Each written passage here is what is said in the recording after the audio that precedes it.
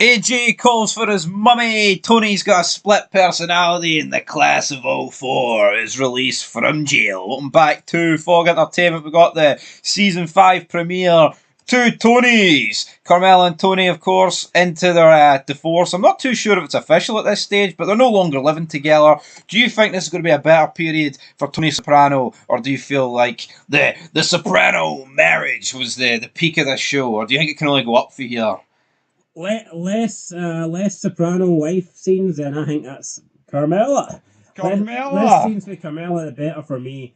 Tony, we'll see what happens when he's living by himself. We'll see what happens. Now, there is a year time skip, I believe, after the separation. This did come out in 2004, so it's about 2 years after season 3 was filmed. Does everyone look a bit older? I think they do. I think Chris looked a bit older, a wee bit of grey in the hair almost. Although I would argue the absolute opposite with AJ. The guy looks about 5 years younger, and he's acting about 10 years younger. Yeah, let's talk about AJ, right? So there's a bear in the back garden, and he starts crying for his mummy. I get it. It's not like this is out of character, because he has been like this the entire ride of this show, but I mean, this isn't Tony Soprano's kid.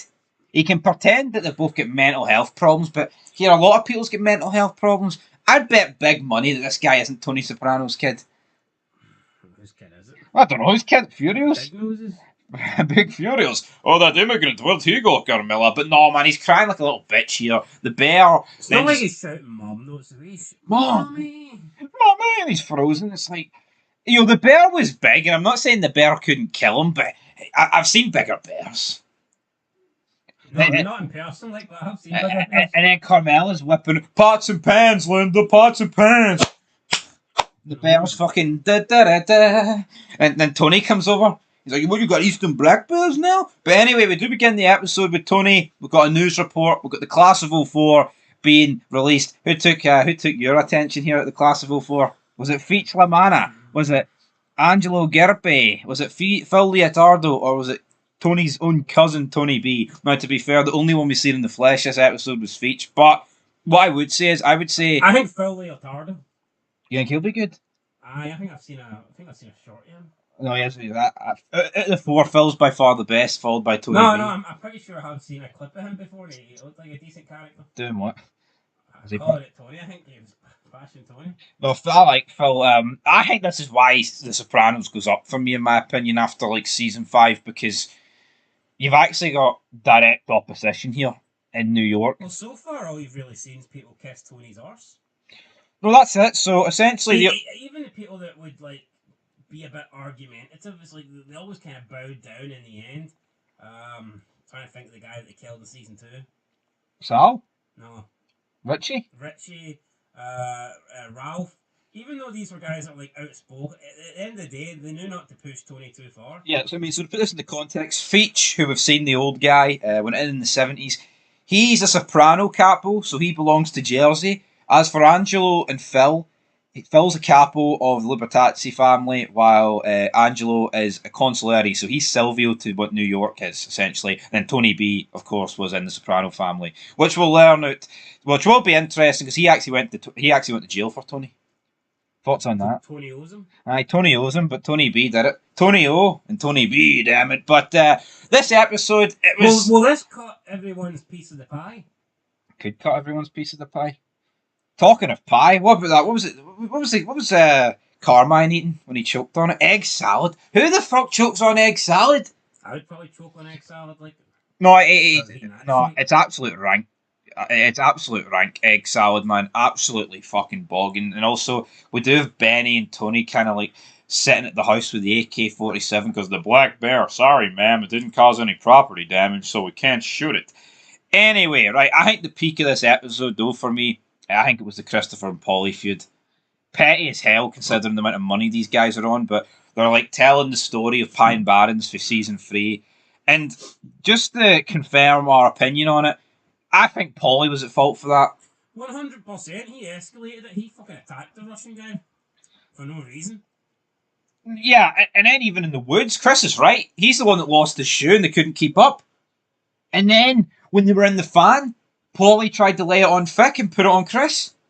No, trying to throw Chris under the bus. Polly's like, He's not a rat, right? But I think he's the biggest snake in the grass there is. Like, look at last season. Oh, I'm not making enough money, Tony. Sonny, you kill this old person. I think Paulie would kill a member of the crew if it was going to benefit him. No, I absolutely agree. I think he would. I think if Chris was walking with like $1 million or something like that, and Paulie thought he could off Chris and keep the money, he would. I think he would too. I mean, that absolutely. But we're having dinner. It's kind of explained that the youngest guy, right, just gets the tab, which I think's unfair. You know why I think it's unfair? Because Chris is always going to be the youngest guy until the next guy comes in. Like, how many dinners does Chris actually have to pay here? You know what I mean? I don't really. And here, Chris could fucking still be the youngest guy when somebody else comes in, if that's what it goes on.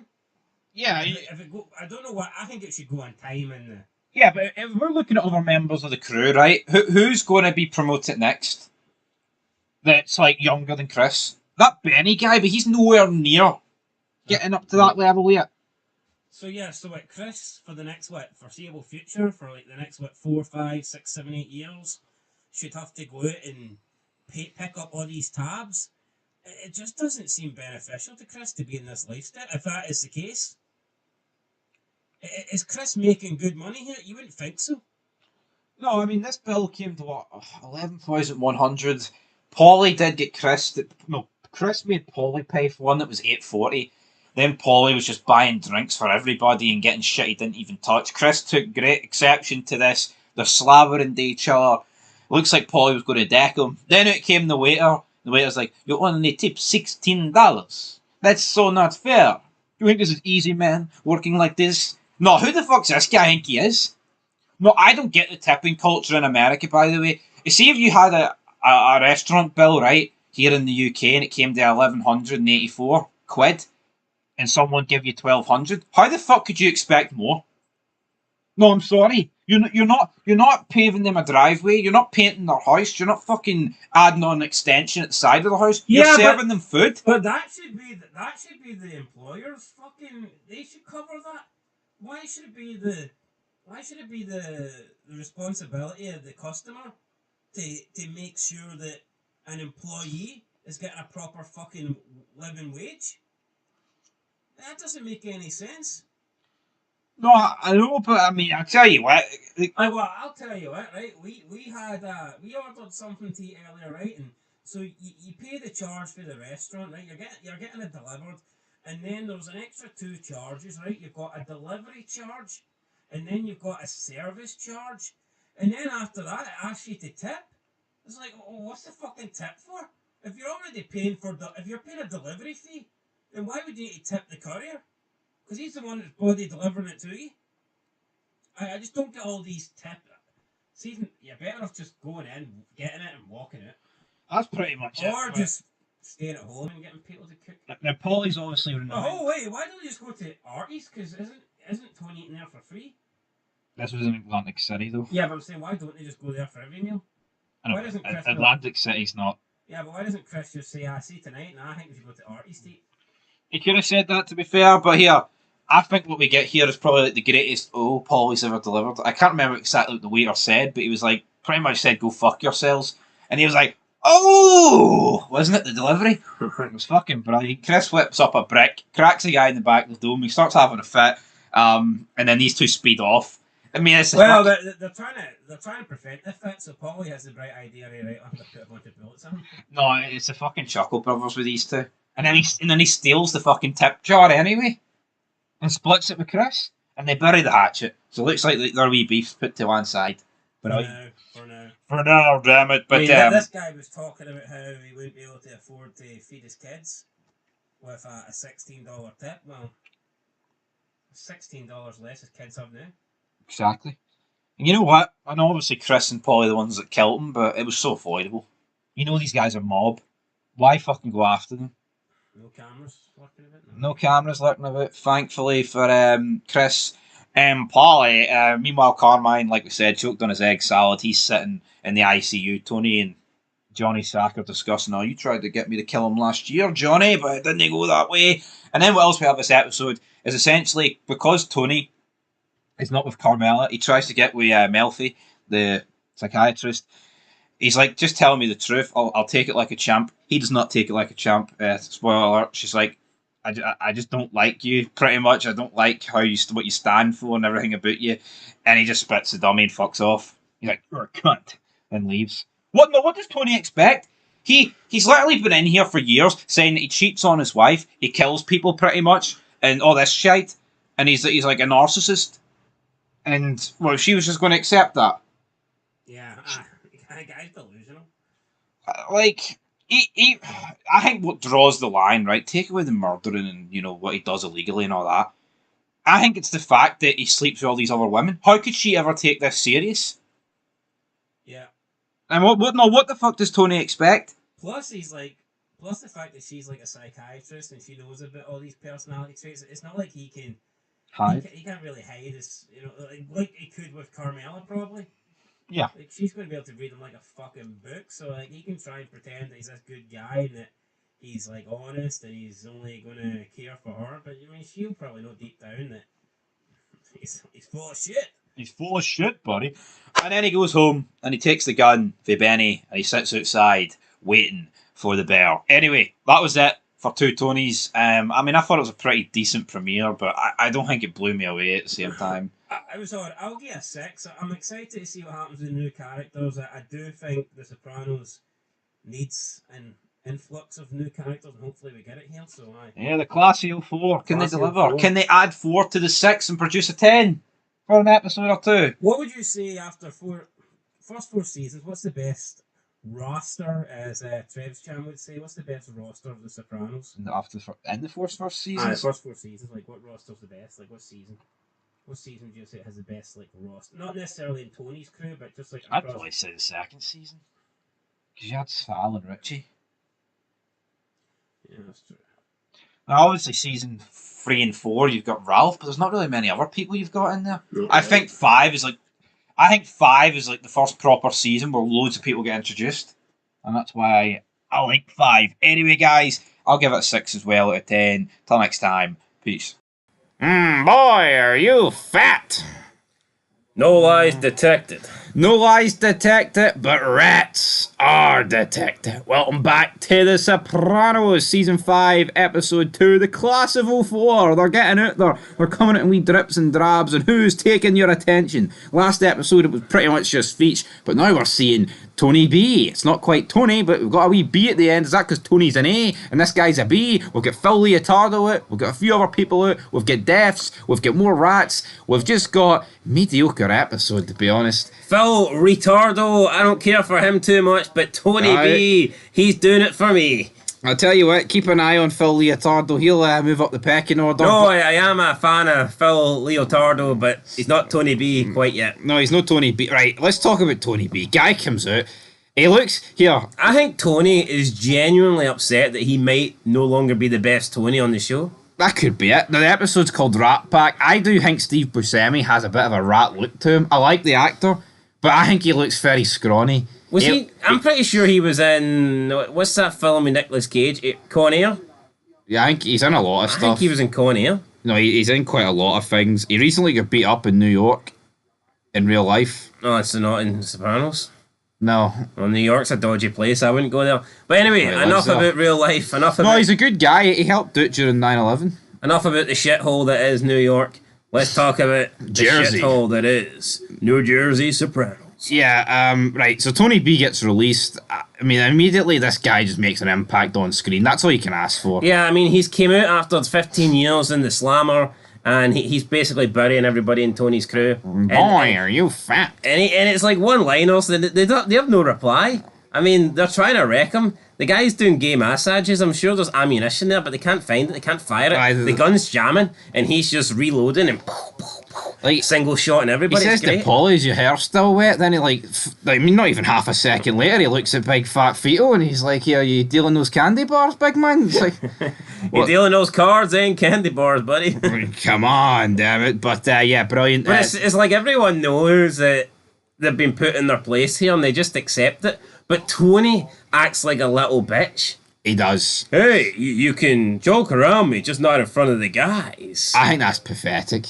Yeah. No, I get it, right? You've got to maintain appearances, and I do feel like the mob is like a whole different kettle of fish to other like groups, but I just don't get it. No, look, I can totally get it if he's doing it when they're with outsiders or they're in public.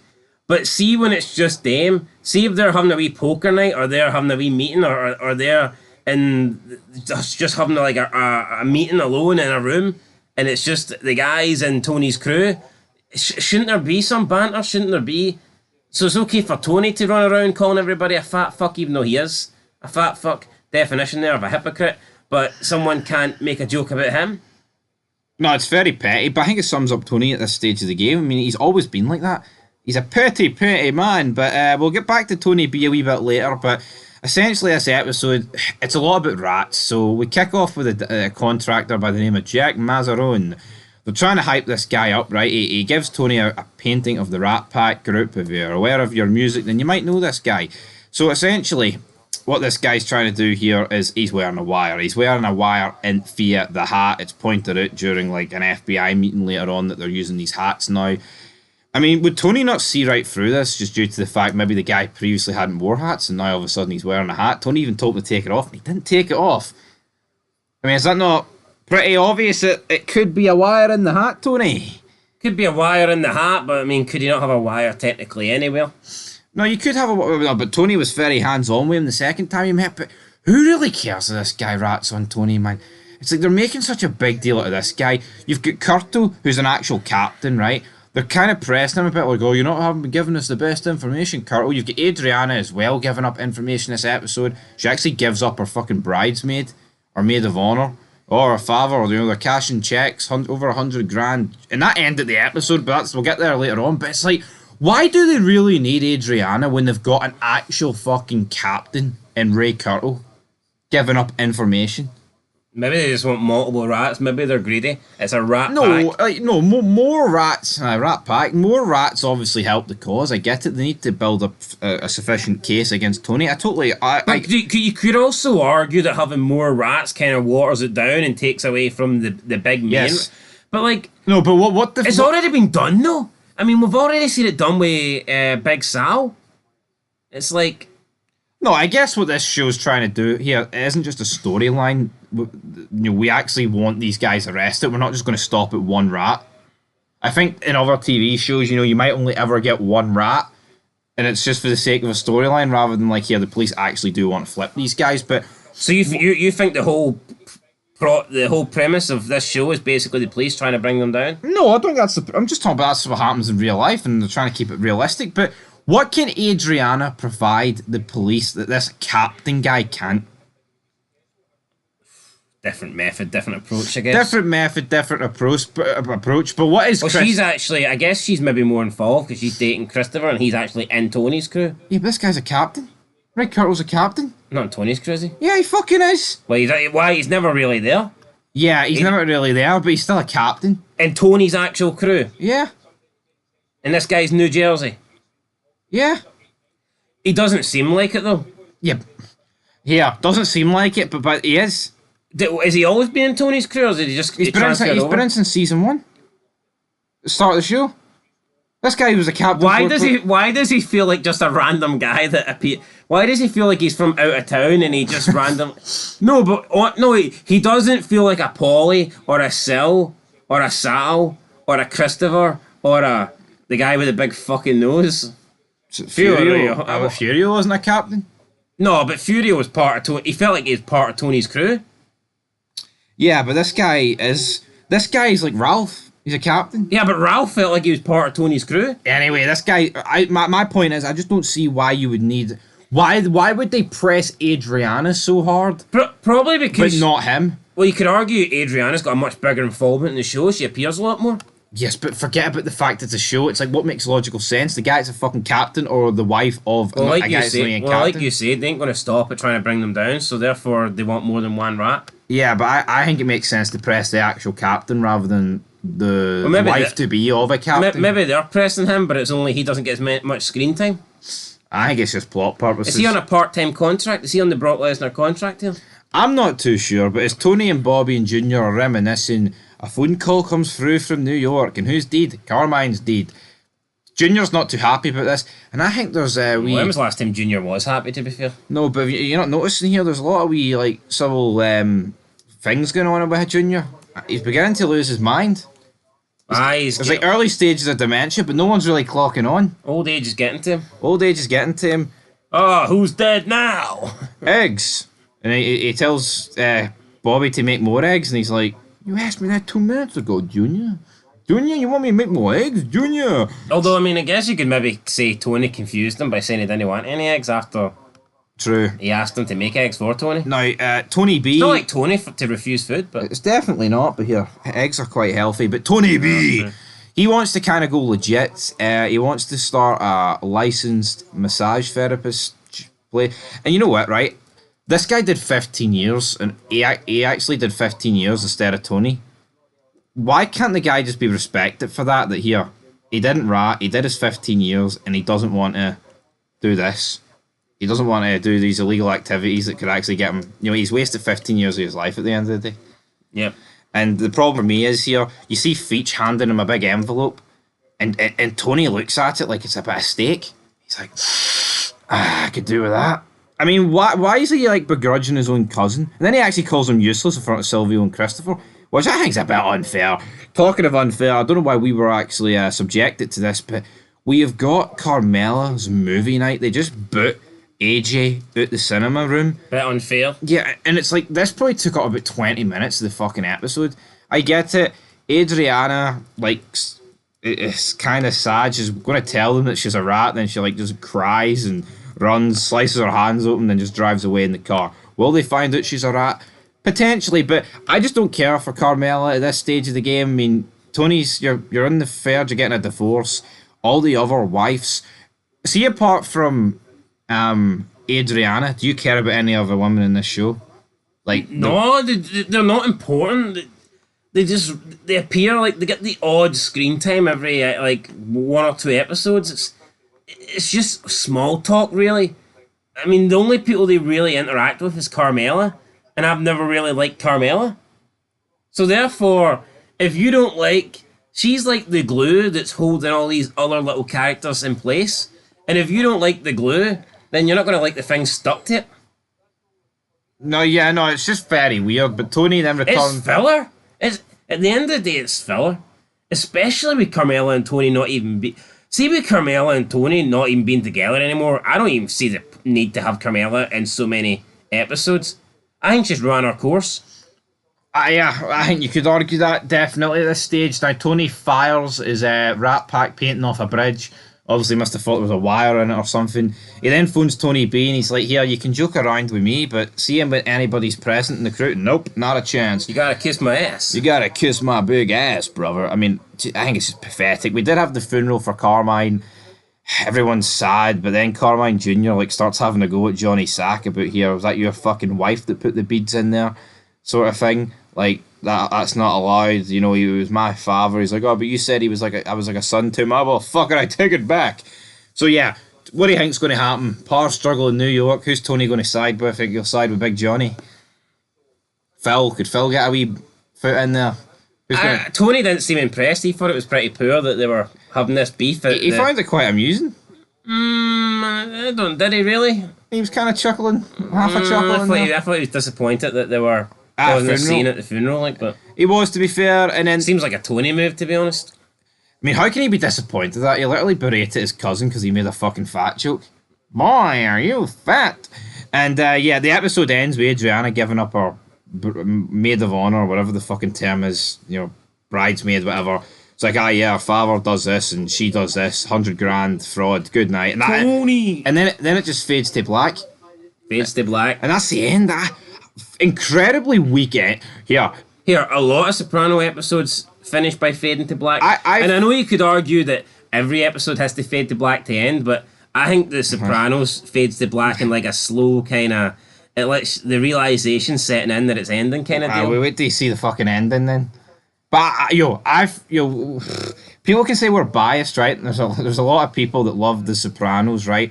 But I think even the biggest bum boy of The Sopranos would have to admit that the ending of episodes, it's very, very poor. Yeah, like, there's not many episodes where they've left on a high. It's like One of my favourite episodes is the one where it finishes in the car and they're coming. I think they're coming back for rescuing Polly and Chris. Yeah. And is that this episode where they rescued them?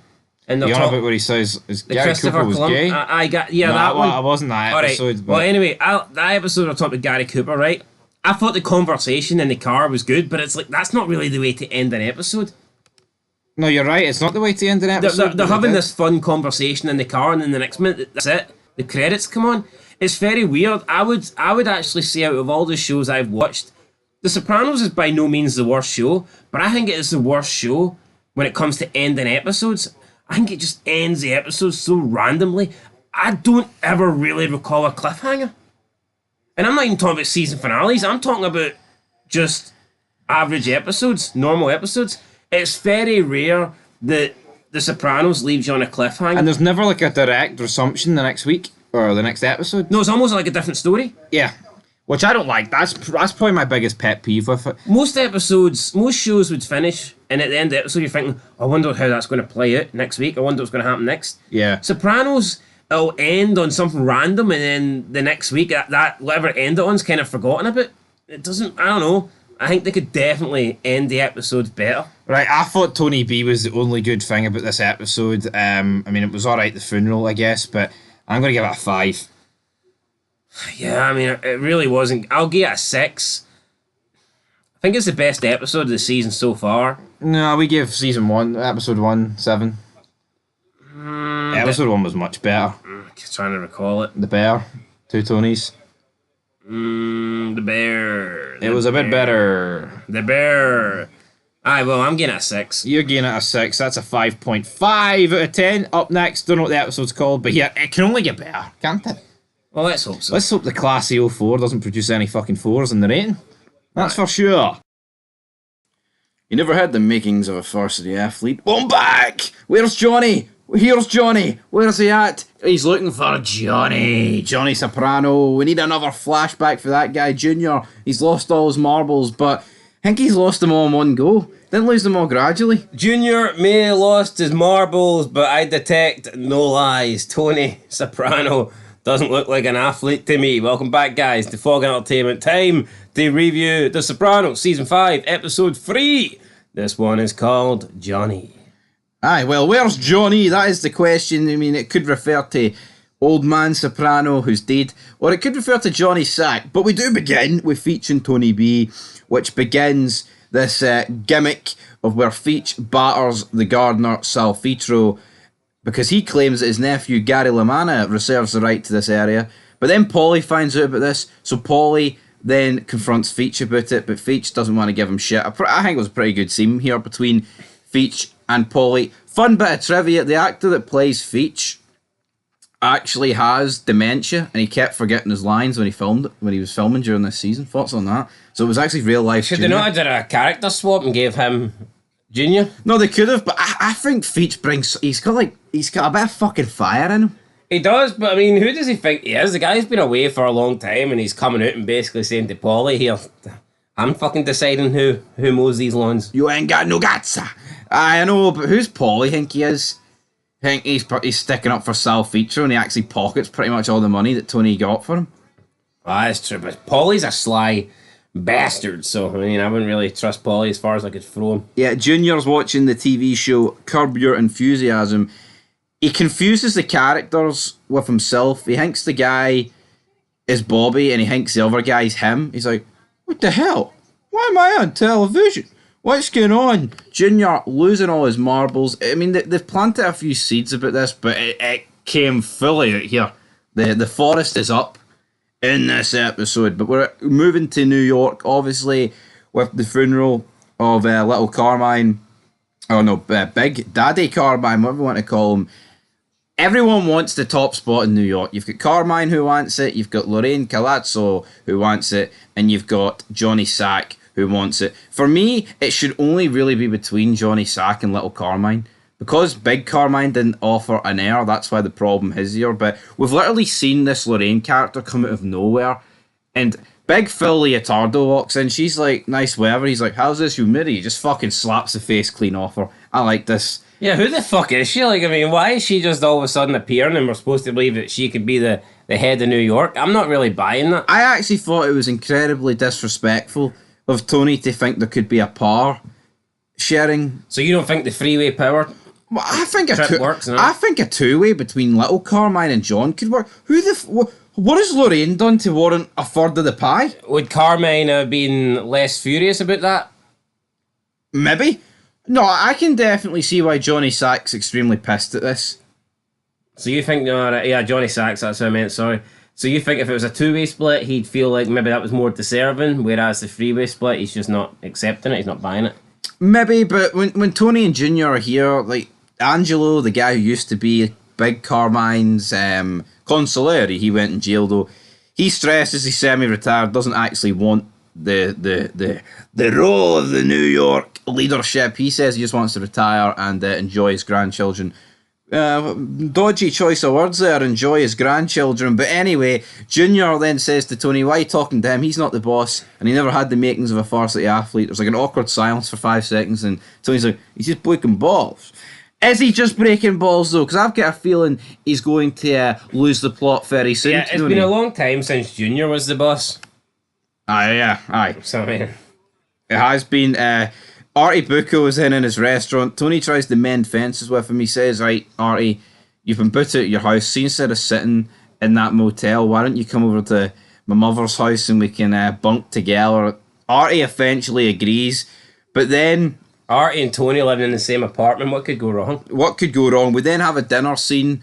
We've got all the Sopranos together, apart from Carmela and I think Meadow wasn't there, but it's like they whip out what's Barbara Soprano, Tony's youngest sister, for this scene. Where's she been, by the way? It's like her first appearance in what, season 1, season 2? Yeah, start of season 2, I think, or maybe Olivia's funeral. Actually, I guess, right? Was it necessary to have her? Why does Janice get like a prominent role, yet she's essentially like a background character who literally makes 1 or 2 appearances? Who knows, but Junior points out that Tony never had the makings of a varsity athlete. Tony takes offence to this. He says, I'm the boss of this family. You better not say that again. So Junior said, no, I'm not the boss of this family. But then Barbara's husband comes in. He starts talking about NFL season tickets, and because of this talk about the NFL and draft picks, this makes Junior to make the comment again, you never had the makings of a varsity. And Tony fucking... Oh, would you fucking stop? Would you stop? He's like, get your coat, AJ. I didn't have a coat. Oh, come on!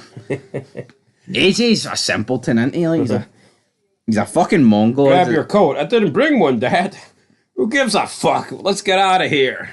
And that's it. Tony has spat the dummy. As far as Junior's concerned, he's dead to Tony. Yeah, I mean, you see Janice and Bobby come over to Tony's house, well, his mum's house, and Artie walks in with, like, takeaway, and basically gets told to fuck off, even though Tony did say to him it'd be like a 50-50 partnership if you moved in.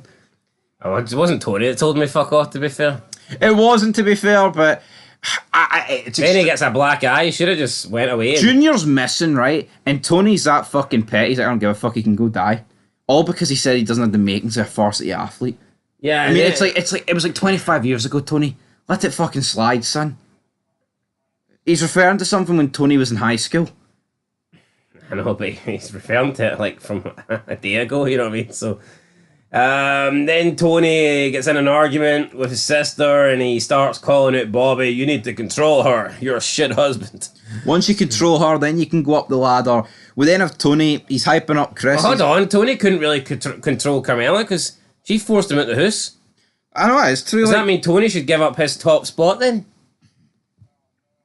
Probably not, right? But we'd see Tony say to Chris. I thought he was unfair here on Bobby. He was. Bobby's too nice a guy, though. He says to Chris, right? Well, what can he do if he tries to say anything? Tony will be like, "Hey, I'm the boss. You can't, you can't speak up to me." Very true. But he says to Chris, right? When we go into this meeting, Chris, you don't open your mouth. You don't speak about little Carmine. You don't speak about the situation. Yeah, you might set things off. And what's Chris do?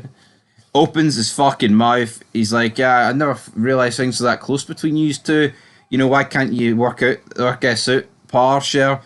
And Johnny just loses it. He's like, I remember the fucking days when you just sat in the car. Who the fuck are you to tell me anything about New York? The good old days. The good old days. Then it just cuts to Tony battering the fuck at the dashboard. He's like, what did I think? Would you just stop? I fucking told you not to say anything. Chris was like, well, fuck Tony. I was trying to help the situation. I wish we got more Tony and Chris together. No, I agree, but we don't. Junior's then walking around Newark. He's like in the black neighbourhoods. He's looking for Johnny, and the guy's like, hey, the Italian folks didn't used to own this place back in the 70s. Old white guy in a black neighbourhood. No. Surprised he didn't get killed. What else happened? I mean, Junior's just walking around. Eventually, they managed to catch up to him. The police drop him home. They couldn't actually believe it was actually him. Corrado Soprano. But it was Corrado Soprano. Tony then runs into his doctor, and he's like, he's fucking dead to me. But then he realises that, it's actually due to the side effect. And he gives him a second chance. He gives him a second chance, and he's like, don't you love me? It's like, how fucking petty are you, Tony? Like, I'm not saying Junior doesn't love him, right? He doesn't actually confirm he loves him, by the way, but, like, is it not a bit pathetic that Tony needs this, like, reassurance from the guy? Just because he questions his ability as an athlete for 25 years ago? Yeah, I mean, I think this was pathetic, but you know what? That's pretty much where the episode ends, as they both kind of, like, tear up. I think he does love him, but it ends like that. A funny episode, but I just feel... I like the fact this New York beef's going, though. Yeah, I'm going to get a 7 out of 10. I thought it was a pretty good episode. I'm going to give it a 7 out of 10. Where's Johnny? Where do you see the future going? Who do you think the crown will go to in New York? And what do you think will happen with Junior? I think Johnny Sack should get it. Johnny Sack should get it. What do you think will happen to Junior, though? Retirement home, maybe? Deed? I don't know. Knowing the Sopranos, I could see him like waking up one day, not knowing where he is, and falling down the stairs and breaking his neck. That would be the Soprano way to end it. Anyway, guys, 7 out of 10 all around. Where's Johnny? We'll be back very soon. Till next time. Peace. There's only one thing worse than a bitch, and that is a snitch. And that's exactly what Tony turned into this episode. Welcome back, guys, to Fog Entertainment here for another Sopranos review. This time, Season 5, Episode 4. And I wasn't really feeling Tony Soprano. More like Tony Snitchprano. Doesn't work that, Eric, but it does work. It does. And I think this was honestly one of the worst things that Tony has done in this show ever. Even post this, I think you could rank the top 10 worst things that Tony's ever done, and I think this is up there, right? How is this not fucking snitching? Yo, Tony may as well have wore a wire and leaked the information out of Feach. No, I actually don't get this, right? Because the core of the group agreed with it, it's alright. What if the core of the group agreed with Big Sal fucking putting a wire on? No, I think it's more humane and more mob-like if you just put a bullet in him. Oh, we can't kill a maid guy, but we can send him to jail. No, what's stopping Feach for actually ratting these? If Feach ratted on them, how could you blame him? Well, you couldn't. I don't think. We've always said, and can Feach there's no excuses for ratting. But I think if you get ratted on, you should rat. Can Feach no make a phone call? We'll have to wait and see. We'll have to wait and see. But yeah, Feach, he's stepping on toes, He gets given the poker game. He's joking, but when Tony comes in, they all laugh louder at his jokes. Tony does the slow motion pan around the room, looks at Feach. Feach isn't laughing. And I think you can tell for this moment that Feach is going to be a problem. As sad as it is, just the fact that Feach wasn't laughing at Tony's bad jokes, straight away you knew, alright, Feach is the odd man out. No, but that's what Tony's joke was. What do you get when you cross an accountant with an aeroplane? A Boeing 747. And they're all fucking smacking the fuck at the table. No wonder Feach fucking looked depressed. The Sopranos don't get me wrong, I think Feach's stories before Tony came in were boring me as well. But The Sopranos seems to have a knack for doing this where somebody will say something and then it'll cut to them all laughing in slow-mo. I don't know if they're trying to emphasise this. Well, they were. That's what they were doing. But they do that. They do this in more than just one episode. I think the funniest thing is though, I actually think Tony is one of the funniest characters on the show. But then they try and purposely make him so incredibly unfunny at times, just to get a point across that they only laugh because you're the boss. Yeah, it's a lot of. I think all Tony's funny stuff is just when he's a bit flustered and he's not trying to be funny. Aye. I think that's when Tony Soprano truly is funny. See, when he's around his guys telling these jokes or whatever, to me that's when he's not funny yet. That's when everyone laughs. But they're not going to laugh, I guess, when he's losing the plot and telling them off and saying you're fucking useless and all this shit. No, but we'll touch back on Feach later on. The card games, let's see how they go. But we cut to New York. Lorraine and her boyfriend Jason are murdered by Joey Peeps and Billy Leotardo, supervised by Phil Leotardo. Again, what a disappointing character. Because they wouldn't kick up their collections to Johnny Sack. Right, well, why didn't they? They knew this would happen. He shot through the phone book and he was like, I've only made it to R. So this was coming. Why didn't they pay up? Do you think he knew that the bullet would only go to R? No, I think it was more of a, we'll see where it lands today sort of thing. Your luck. He must have used a smaller phone book next time he met her then. Yeah, I don't get it. This Lorraine character, I mean, pretty much asking to be killed off. Doesn't really seem like someone that should be sharing power. Yeah, so little Carmine's pissed. A few other people have like... I mean, what was the point of her coming into this season? Was it literally just to piss him off with the thought of power sharing with someone? It must... Yeah, but the three-way power trip, I didn't get it. Why wasn't it just a two-way power trip between John and little Carmine? How would Tony have felt if they says, nah, you can't really be in power, Tony, you have to share it? You have to share it with two fucking jabronis. No, he wouldn't have took well to it. That's pretty much it from New York. So we'll see how that goes. But let's talk about big AJ. He's got really shite scores. The guy before him had really good scores. Tony jokes. But the teacher's not really digging the jokes with Tony here because his son is feeling Tony, everything. The teacher's not on Tony's payroll, so he's not obliged to laugh. You know? But AJ's trying. Oh look, I was almost diagnosed with ADD, which is like ADHD but minus the H, and he's trying to get extra time on his SATs. But he's like, imagine trying to actually like properly claim that you've got something wrong with you just to get a wee bit more time on your exams. Should he not be embarrassed? Yeah, but he just doesn't think, man. Should he not have a red neck for that? He should be. Then the secretary then comes in, tells the teacher that 2 students died in a car crash. So what does Tony do? He buys him a new Nissan exterior. But then AJ's like, well... Has Tony got ulterior motives here, or does he just not really think properly? Well, I mean, it gives him a motivational tool. That's what he calls it, the Carmela. But AJ's like, oh, I don't know if I want it. I'll be a bit of a hypocrite at school because this is going to melt the ozone layer. Fucking wake up, AJ. I thought Tony was doing it to try and get rid of his son, like, but who knows? So you thought he was... Nah, I was kidding on, but I mean... Kill him? I'm kidding on, because it was a car crash, and the 2 students die, and then Tony gets his son a car, you know? But he already had a car. Just a shite car. This was a more safer car. Was he even allowed to drive it, though? I don't know, probably not. Dr. Melfi is left. It's blackmail, essentially, for Tony. He's like, right, here's a nice car, I'll let you drive it once, but if you ever want to drive it again, you need to bump those grades up. Is it not a motivational Nah, tool? I think this is just Tony thinking that he can throw money at all problems. True. Alright, up next, what happens? We've got Dr. Melfi receiving toiletries in a bathrobe. Tony doesn't really accept that he's wrong, but here he's sorry anyway. Right, let's talk about it. So AJ, he goes to a concert. Meadow vouches for him, says, oh, he's here. Turns out he's no here. He walks into his house the next day. Is this a new boyfriend for Meadow, or is it the same one she had in season 4? Same guy in season 5. This is season 5. We'll see at the end of season 4. Aye, you're right, Finn McCool. Is that who this is? Finn. Is that a different actor? No, same guy. Doesn't look like him. Maybe he's aged. I don't know, but AJ got his eyebrows shaved off. Just like, I don't know. Did you not say there's a pretty big gap, though, between 4 and 5? There is, yes. That'll probably be right. Yeah, but I don't know. I thought this whole scene in the motel was a bit gay. Like, they were super gluing each other. Fucking, I don't know. See the whole concept of smoking weed, man? I don't get it. It's fucking cringe. Yeah, and shaving someone... Look at me doing it in a big fucking mixing bowl. Shaving someone's eyebrows and drawing on new ones. I mean, is that no lame comedy? Like...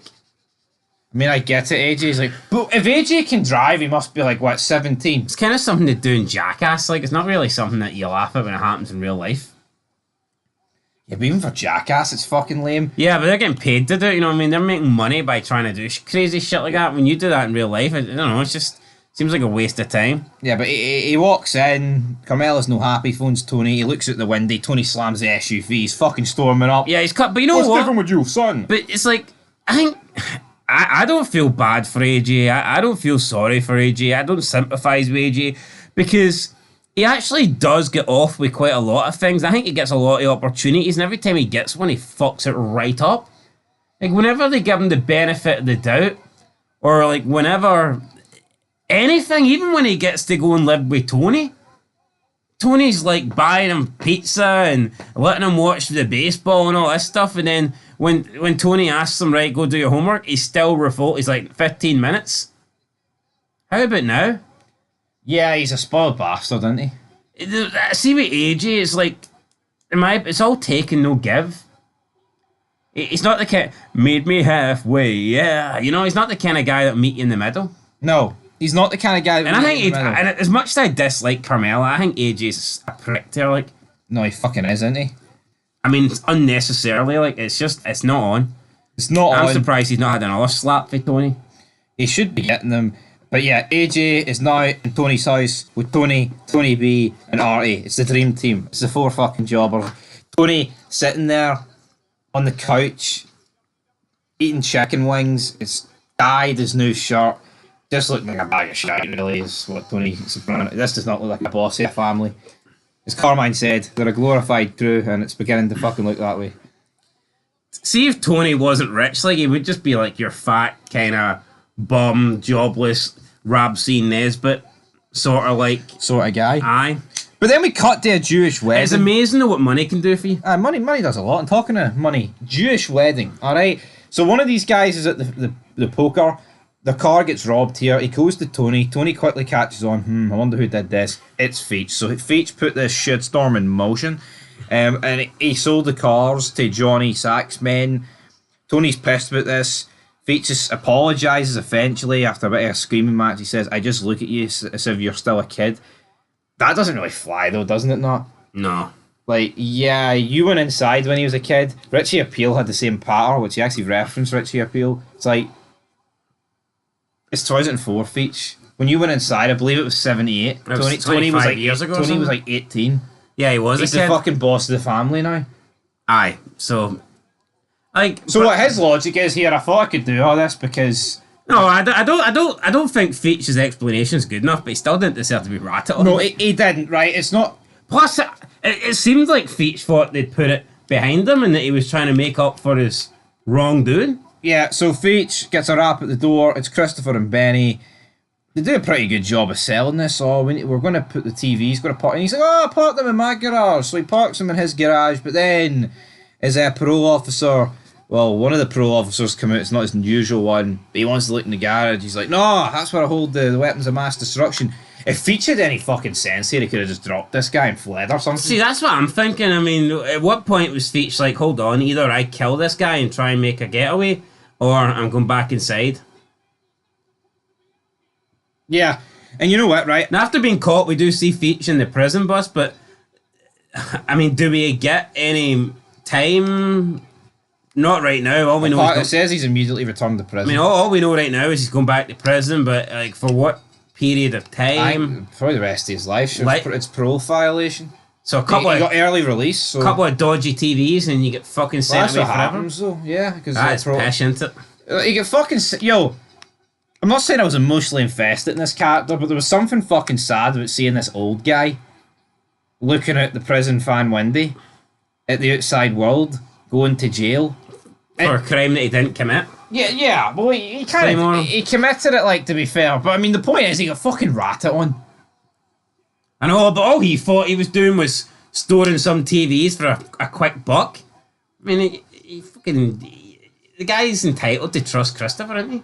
Yes, I thought it was rank rotten. Personally, I felt really sorry for Feach both times I've watched this. But like we don't see the scene where Tony like comes up with this plan, or someone gives this like. What if someone disagrees with Tony?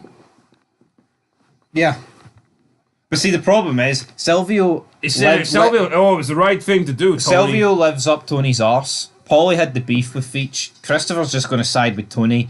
Everyone else's opinion's kind of fucking irrelevant, isn't it? They're not. If they're afraid to laugh at Tony, they're not going to fucking go against him. Yeah, like what I want to see what would happen if Tony went, here, I've got this idea.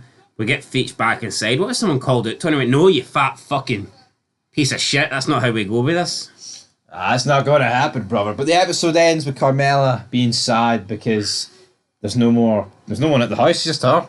Empty. All alone. Anyway, that is it for this episode. End of Feach, Lamanna. The actor did have dementia, so apparently that's why they writ him out. Again, it doesn't. Oh, well, maybe he'll forget that Tony Rata won him. Maybe it's for me that doesn't justify what they did to him though. No, definitely not. I think it would have just been better to put a fucking bullet in him. Aye, I mean, he could have done that. But anyway, rating time, I'll give it a 7 out of 10. Yeah, I'll give it a 7 out of 10. I think The Sopranos is... I think season 5's been pretty good. Yes. Don't know if it's the best season, but I think it's better than season 4. Well, season 4 was very poor. Yeah. And 3, I thought they were both very lackluster. The only thing, like, I think Ralph's the redeeming quality of both those seasons, though. Yes, absolutely. But that is it, guys, for all happy families. Hopefully you had a happy review. Till next time. Peace. Christopher Moltisanti is channeling his inner Axel Foley while Tony Soprano, his cousin's trying to get into his fiancée. Welcome back to Fog Entertainment. It's irregular around the margins. And you know Sopranos, it gets hyped up as the greatest show ever, but when they want to focus on a storyline in an episode, they don't have. Make it obvious. We see Tony's perspective at the doctor. We see Adriana's perspective at the doctor. And it's like, hold on here. Why can't they just naturally make this flow? I'm sick of hearing that David Chase is cooking. He cooked a decent show. I'll give him that. But I think when The Sopranos wants to focus on something, they just overly do it on one episode. They don't gradually let it boil. You know what I mean? It doesn't simmer. It just gets overcooked. Gas Mark 6. You get me? Gas Mark 6, brother. Yeah, so Tony's at the hospital. He's getting a mole removed. Adriana's got irritable bowel syndrome because she's working as an FBI informant. And I may have quoted that Christopher is like Axel Foley because, of course, he's doing the cigarette smuggling this episode. So he's out of town. It wasn't as good as Axel Foley's cigarette scene, was it? What the fuck's up with that? I need $5,000. You read my lips. I need $5,000. I can't do anything with it. This bullshit. Bullshit. Oh, hey, take them all and smoke them yourself, you son of a bitch. I don't smoke Lucky Strike. I smoke Big King. Big King, motherfucker. Anyway, alright. Christopher, he's out of town. He will be back later on in the episode. But do you want to talk about the fact that The Sopranos likes to do this with the writing, where it just brings it up for an episode and it just focuses on it overly, instead of naturally flowing in there? Like Tony in his swimming pool, with a wee rubber dinghy around him, floating around the pool. Sopranos doesn't really feel like episodic television at times. It almost feels like you could miss an episode and it wouldn't really affect the overall like main story, because you just see a lot of times they'll just devote a single episode to like one storyline, and then by the end of that episode, that storyline will be wrapped up. It's not like other shows where each season has a storyline and stories will stretch out beyond multiple episodes. Sopranos doesn't really seem to do that. It seems to just like focus one episode on one story. Some people might like that. I mean, I personally don't. You don't like that? Anyway, I mean, we've seen numerous scenes where Tony's at the club, right? One scene he does gear, one scene they're doing darts, one scene Meadow shows up, and then as soon as Meadow sits down, she's like, well, you need to leave because my daddy's here, sort of thing. It looked like Adriana and Tony were going to kiss, but then Phil walks in with his brother Billy, whatever happened there. They walk in, but nothing really happened. And then Tony goes to Dr. Melf and he says, you know what, he could have acted on it, but he didn't. He resisted his temptations here. He views Adriana as someone he could settle down with and have a new family with. What sweetie mice is going around Tony Soprano's dome to actually fucking think that?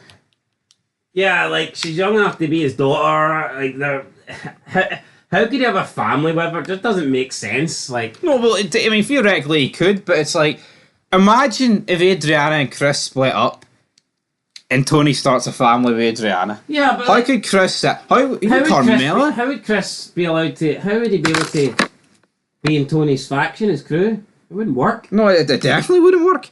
Plus, isn't there a punishment for sleeping with a maid man's maybe wife or fiance? But Tony's the man, isn't he? Oh, but you can't punch a maid guy. You can break the rules. You can break the rules. Well, he broke the rules for Ralph and not much happened there, but essentially they're going to get some cocaine here. They're driving. Tony is distracted and he swerves to avoid a raccoon. It was the biggest crash I've ever seen. They were going like, what, 40 miles an hour, man? Flipped. Good night. Bang. Adriana, wee bit more injured than Tony. Tony's just got a few bumps and scratches, but this starts the rumour mill, doesn't it? Yeah, but why didn't we gradually get this over a series of episodes? Why did they just like pretty much dedicate this whole episode, first half of it, to speed along the process?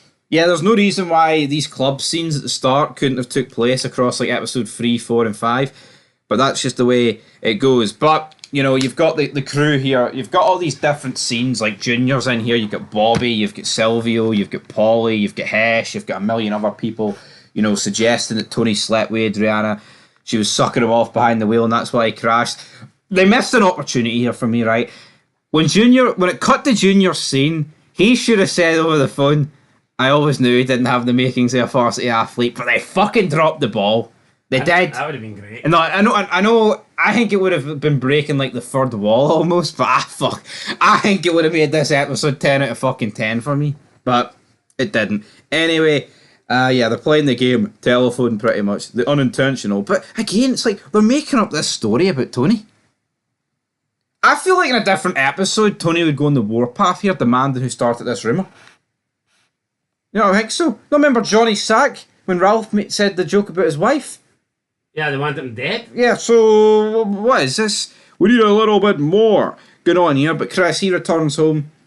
Two guys let him know that she was in a car accident with Tony. And Chris tries to play it off. He's like, I was probably just giving her a lift to her aunt's house. But obviously, Chris, extremely pissed here.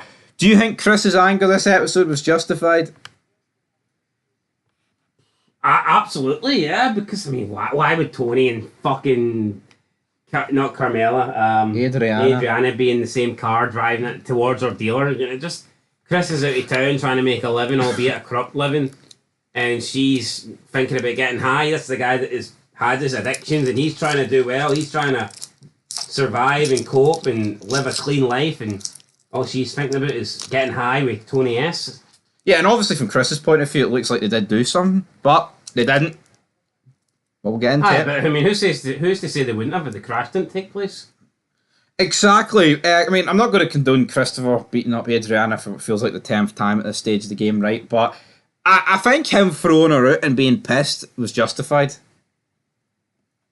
Is him going into Tony's club with a gun? Is that justified? No, we'll get to that right here, right now. So Tony sends AJ over to Carmela's. Carmela confronts him about it. We then get this like funny scene where he left the pizza on the floor and then he goes out and he's debating, should I leave the pizza, should I not? But he ends up keeping the pizza.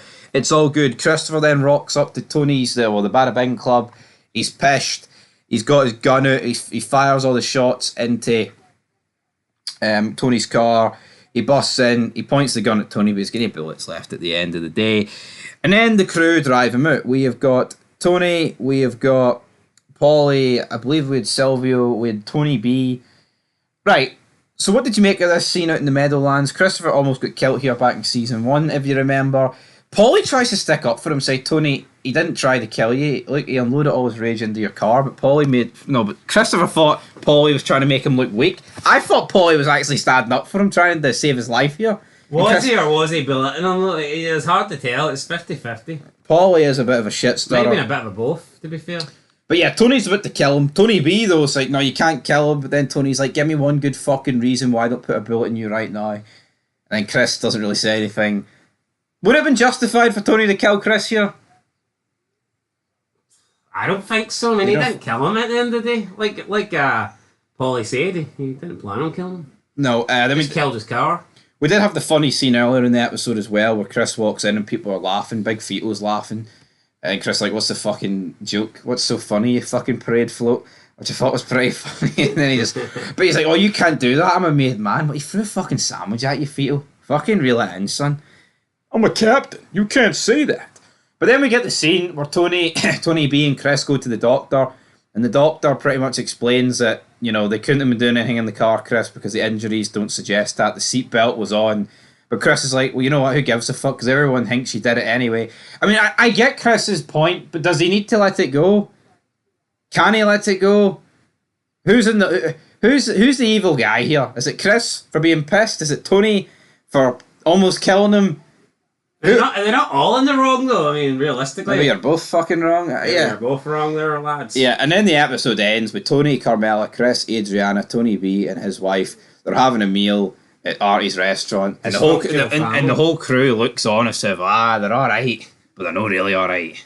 Dysfunctional family, guys. That was it. Thought it was an okay episode. It was decent. I actually kind of liked it, to be fair. Yeah, I think season 5's been good. Is it my favourite season so far? I don't know, but it's definitely... I think it's better than 3 and 4. Yeah. So, yeah, I mean, I thought 3 and 4 were pretty poor outside of Ralph, to be honest. I'd give this, I'll give it a 7 out of 10. I thought it was pretty good, this episode. I liked it. 7, I will give it a 7 as well. Anyway, guys, till next time. Peace. Mr. Kim like Tony B. Tony B not like Mr. Kim. Welcome back to Fog Entertainment Sentimental Education, where Steve Buscemi, aka Tony the Animal Blondell, whatever you want to call him, lays the smackdown this episode. He learns that legit might not be good as dirty. Sometimes legit is shit in terms of a money situation, financial situation, but I was sad to see Tony B get into a good position after coming out of jail, trying to make a legit life for himself, a legit earning, go clean. Seems like things are coming along, things are coming together, the pieces are connecting to the puzzle, and then he just throws it all away and decides to beat the shit out of some Korean guy, Kim, just to go back into business with Tony S. And I actually think... And now Tony Soprano has got Tony B where he wanted him all along, underneath him. And now Tony B especially can't make jokes about Tony Soprano. Do you not think this is the episode throughout the entire show where Tony probably featured the least? Tony Soprano, that is? I'd say so. He appeared at dinners. There was a funny scene with Carmela where he accused AJ's teacher of being a fag. And she's like, "What cigarette? What? Oh, everyone's a goddamn fag to you, Tony. Why do you think he's gay? Maybe you're a fag. What tips you off? Sucking a guy's cock, no, what tips me off?" Very good fucking. Yeah, but he said it like he's seen him in the fucking... Like he caught him or something. It's all speculation. We don't know. It's all speculation. But yeah, right. So we'll go back to Tony B later on. As for Carmela, did she sleep with the teacher to get AJ's grades up, or did she sleep with the teacher because she's a free woman? Even though Father, whatever his name is, Father Phil said, "No, you're not." Yeah, I think she done it because she had feelings. I don't think she done it to get AJ's grades up. But the teacher thought that? Yeah, the teacher got the wrong end of the stick, and then that kind of brought an abrupt ending here to this relationship. So, teacher accuses Carmela of just sleeping with him to try and benefit AJ's, education. I mean, can you see why he came to that conclusion? I mean, possibly, but I mean, come on. I think it was like one call or one night that Carmela didn't go out with him or something like that, and he spat the dummy. Bit strange, in my opinion. Do you think Tony would spit the dummy if he found out about this? Absolutely, I think he would. He doesn't have a fucking leg to stand on. No, he doesn't, because he's been sleeping with the whores. But then again, you've got some people that say, well, it's alright for him to do it because he's a man, which I don't agree with, really, to be fair. But yeah, but let's say. Well, I mean, let's use that. I mean, I guess like in Sons, it depends on how you do it. Because Carmela probably seemed, if you actually look back, Carmela was like, obviously, I wouldn't say she was happy about it, but she seemed to accept it. It was more when the women that Tony was sleeping with started bringing trouble to the house. And that seems to be the same sort of culture in, like, Sons of Anarchy. Like, the women maybe accept that when the boys are on the road, they're going to do whatever, but they don't expect that whatever happens on the road to come back. Yeah. Just like when Cherry came back into Charming and Gemma was pissed about it. Also, at this point, they kind of are divorced, but they're not divorced. It's not... it's not like Tony sleeping with somebody now would be different, in my opinion, to what it would have been like last season or the previous 4 seasons. But anyway, looks like she's done with Mr. Wiggler. Does that mean AJ's done? Does that mean his grades are down the toilet? AJ grades are going to plummet. They're going to plummet, but Tony B is walking with his wife one night. He looks as some criminals throw 12 grand and drugs out the window of their car because they think the police are chasing them. How lucky can you get? Yeah, I mean, I can't really defend this. This is bullshit. I just can't imagine this would ever happen in fucking real life. Yeah, it's like... Look, you didn't even see the police. You heard them? So, like, you would take the risk. What kind of criminal would you be to fucking just willingly... Believe none of what you hear and half of what you see. Yeah, so they just throw the money out. Tony B leaves the drugs, but he takes the 12k. But 12k, when you're surrounded by the Sopranos, won't really last you long. Tony B quickly is buying designer gear, he's gambling, he's buying drinks, and then before you know it, he's like, hey, you spent all that money? He's like, nah, not all of it. I still got like $400. I mean, hold on. See if you're 12K and then you're $400, you've spent all of it. Yeah, I don't care what you say. You've absolutely spent all of it. But things were looking all right. He did manage to open the business. He's like, doing it up with decorations and all that good stuff. Then out of nowhere, Tony arrives. And then Kim's daughter arrives. And then Christopher arrives. He's like, hey guys, can you believe there's a fucking dog groomers next door in case they get hungry? And oh, Jesus, man. you could cut the fucking tension in the room with a knife.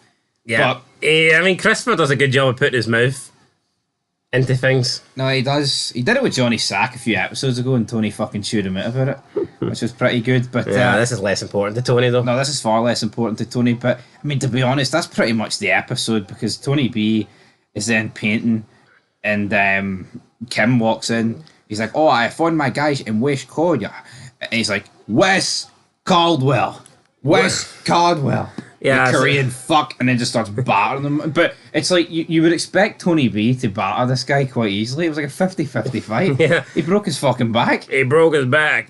Did he actually? No, he didn't break his back, but he fucked his back. Yeah, he fucked his back. He's limping around these days. Tony Soprano seemed to like Kim's daughter, though. Is that someone he could start a family with, or do you need to be white with some form of Italian blood? I think you have to be white with some form of Italian blood. Right. But I tell you what, I think Kim and his family are going to leave West Caldwell. West Caldwell. It's over. Tony B limps into Artie's restaurant, tells Tony, does he have someone to cover the airbag scheme? Tony smiles, that manipulative smile. He's like, I got you where I want you. And he says, it's hard doing business with strangers. The little Koreans. You can do them with Big Tony. And that's the episode. Yeah. I genuinely felt bad for Tony B. Just seeing a guy that was, trying to do better, trying not to get involved in this life, and then just throws it all away for no reason, really. But he got the taste of the 12 grand, and he's like, I've lost that. That'll take me ages with this new business. If I just join up with Tony again, I'll make that in no time. Could he not have maybe got a couple of jobs off Tony? But once you're in, once your foot's in... Could he not went into business with Tony? The same business, but with Tony backing him? Yeah, but Tony would want favours. And then you'd be lacking the same business with Tony. You get 10%, Tony B, but Big Tony S gets 90. Could he not have just bought 12 points off Tony? West Caldwell. 12 points? 12 points.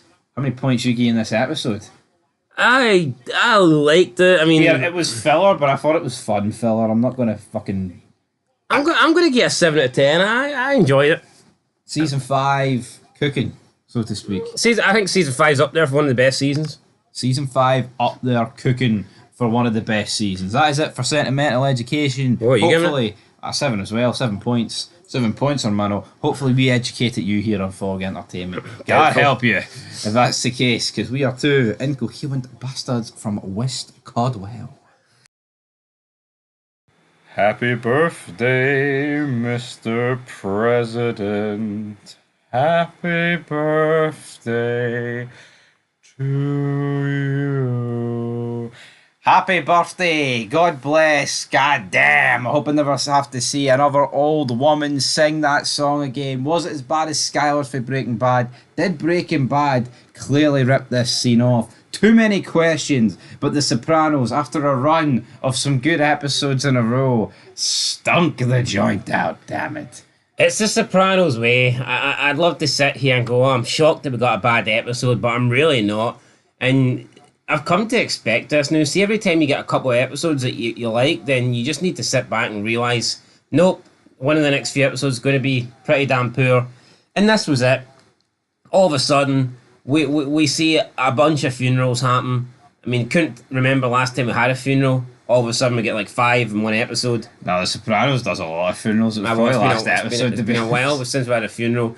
Tony knew nothing about this woman. All of a sudden, this woman takes up half the screen time. The Sopranos just doesn't do introducing a character gradually. and then having them, they just seem to bring them in for like one episode and that's them gone. I don't understand it. Yeah, and it's just weird because Tony is befriending his dad's piece on the side, and it's like as much as he dislikes his mother, it's like how fucking weird is this whole scenario? Yeah, but I mean, he also does the same thing, so it's not. Yes, he can relate, but I don't know. It's just weird, and I think this was his auntie's funeral, and then his uncle ends up dying. Junior, his real uncle. Essentially, he's sick of sitting in the house, so he keeps getting to go to these funerals, but then when it gets to the last funeral of the episode, he has a mental episode, he breaks down, he's depressed, he's like, I've got no family, I've got no one, what's the fucking point anymore? I don't want to live anymore, damn it. Junior, I think they've wasted the Junior Corrado Soprano character. Yeah, season 1, good. Season 2, different. No, I think he's been good every season. I think Junior comes out with some of the funniest stuff, but I mean, the guy's stuck in his fucking armchair. Yeah, but he's not really done anything since season 2. The character's not evolved. He's just been a depressing old guy. He could have died at the end of season 2, and I don't think it would have changed much. No, I agree with that. I do agree with that sentiment, but I mean, it is what it is. Like, they've read it that way. We're not looking at, it's not the actor wasn't limited. It's not like he was decrepit and he wasn't allowed to, stand up or anything. Like, here, the guy's still alive. Aye, but and he's in a lot of acting roles, and he's like 95. Exactly, and you're saying he's not decrepit. You're saying he's not. This is 20 years ago. Come on, put a bit of respect on the guy's name, Dominic Chasey. Alright, I put respect on his name, but I'm putting no respect on this episode. So yeah, Tony, let's just cover all the stuff with Tony and his dad's fancy woman. Basically confides in her. I guess they have something in common, that they both, obviously love Tony's dad or whatever. She claims she never got a penny, despite Tony's father wanting her to inherit money. Tony doesn't like this, so he goes and tries to get the money. Could she not just literally made that up? Yeah, no, she could have, and he goes to try and get the money himself with a bit of a sit down, and he's not mincing his words here. He's 75 and 25% make it up. Yeah, but I think this is out of order for Tony to a degree. And like Johnny Sack just fucking laps it up. He's like, aye, Phil, you give Tony his money. It's like, he's a captain. Hold on. I know he's a boss. He's not a captain. He's a boss of Jersey. Come on, no. But Tony's on the warpath here over some hooah. He's fucking making demands over the word of some like 75-year-old woman. Yeah, like, well, out of everyone that was sitting down at that table, what's the ranking in order of power? Oh, Johnny Sack's the most powerful. Then you've got Tony. So Tony's number 2? Yeah. But it's a different kind. Tony's a boss though. Johnny Sack's like... Johnny Sack's the boss, kinda. But sure, there's this whole power beef that's going on in New York, so Johnny Sack's not... Because the Sopranos is quote-unquote a glorified crew, Tony's a boss, but he's not really a boss. So he's just a jabroni? It's like... Would Johnny Sack's not few Phil Leotardos? Tony is like Tony? Store manager, but Johnny Sack could become area manager, regional, right? Okay, international, something along those levels. Why can he become that and Tony can't? Because Tony's Soprano. Because he's not. Because you have to be in New York, and he's just in New Jersey. Aye, but I think Phil was rightfully pissed here. It's like Tony. I think Tony was out of line. Is Phil on level? Is he on terms with Tony, or is he? I can't. No, he's below Tony. He's not a boss, but I mean, obviously Silvio's a consigliere. He was there, but I think Tony was out of order here.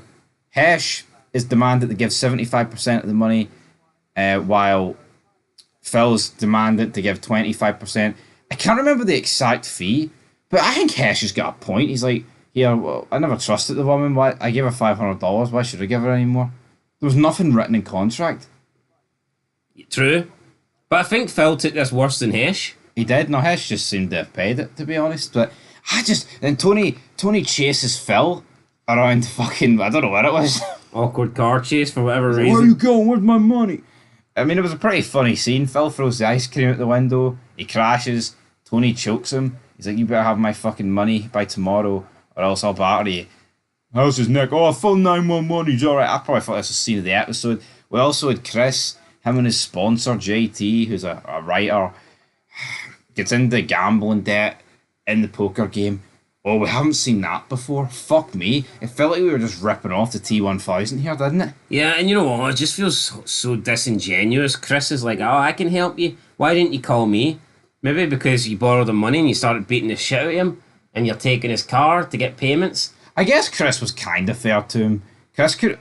I mean, kind of fair, but he's got him over the barrel, hasn't he? No, he has got him over the Chris barrel. is acting like, oh, I'm your friend. Are you really? Or is this just an opportunity for Chris to make money? Yeah, I get that, but I mean, the guy still owes Chris a lot of money still. He does, but he's going to get it back with interest. He's the one that's dug himself this hole. A real friend would have helped him out and not took any interest. Yeah, but it would have been a sign of weakness for Chris. He's not his friend. He's some fucking guy at the end of the day. But I mean, here, I like Chris. I don't think the JT guy's that bad of a character, but it is a bit filler, like, at the end of the day. You've also got the situation with Tony. He's sitting on his lounger. He's like, oh, remember we had a dog, Janice? That Dad took it to the farm. Tippy, or whatever it was called. And he's like, took it to the farm. Tippy was gassed. And Tony can't believe it. He's on his fucking knees. The betrayal is too much. And Bobby's like, yeah, but sure, Tony. That's what they all say. The dog didn't go to the farm, but fucking he's like 17 billion there. Yeah. No, but Tony, you know, no wonder Phil's like it's a glorified crew. Imagine Johnny Sack taking this bad. It's not. What do you mean the farm's not real? What? Yeah, it's not a legit team. Like, yeah, and then like the scene was just singing "Happy Birthday, man." But what I would say is, at least here, it's like Tony was actually looking at it like, holy fuck. This is like some sad nostalgia. Like, see in Breaking Bad, they were trying to put over Skylar.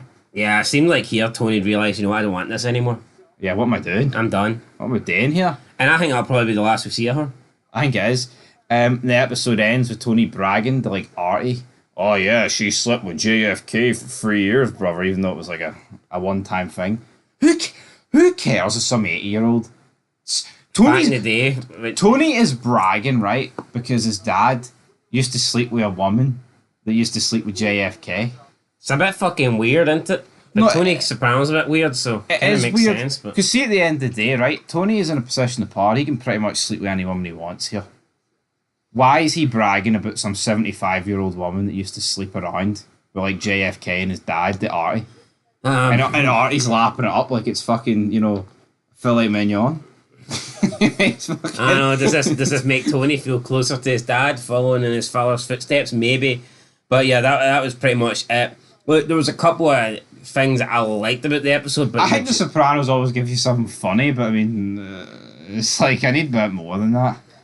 I didn't like it. There was a few things in the episode I did like, but overall I don't think it was great. I'm going to give it... I'll give it a 4. Yeah, well, there we go. 4. Two set of 4s. JT could have done with a set of 4s, pair of 4s to win in his poker game, but he didn't get them. Yeah, I didn't get it. Anyway, guys, that's it. Sopranos, couple of good episodes in a row, wasted by this one, but who knows, maybe they'll bounce back next time. Till then, peace. Marco Polo! Marco Polo! Welcome back to Fog Entertainment. It's The Sopranos. You guessed the title of the episode. I've just said it about 10 times, but Tony Soprano, the big man, the guy that wears sausages for necklaces, is back. He's there, and live, and in living colour. The dawn of The Sopranos. Artie may have been having trouble finding his way around the swimming pool during Marco Polo, but Tony Soprano was having no trouble finding his way back in to the house as the big man returned home. Let's dive from the pool into the lake, because little Carmine's boat is sinking. Who sunk it? Must have been those New Yorkers, damn it. What do you make of little Carmine? He's getting washing machines to try and buy some supporters. Washing machines, supporters, the war, I think, is going to begin soon. It's going to begin soon, right? I think this is cheap, right? These are we see Johnny Sack buy a Maserati, tells Tony it's setting back like 134 grand, and this guy's whipping out washing machines. What? The average person, when it breaks, they go and buy one? Why is this like breaking news in the mob family? Oh, I'm going to support me, bought me a washing machine. Yo, and it's not like it was like an industrial washing machine that was like a room big. It was like a normal one. Yeah, it wasn't like a Gustavo Fring one that you can put cash in or something and it cleans your money. Aye. It was just your average laundry Washing machine that cleans clothes. Washing machines live longer with Tony.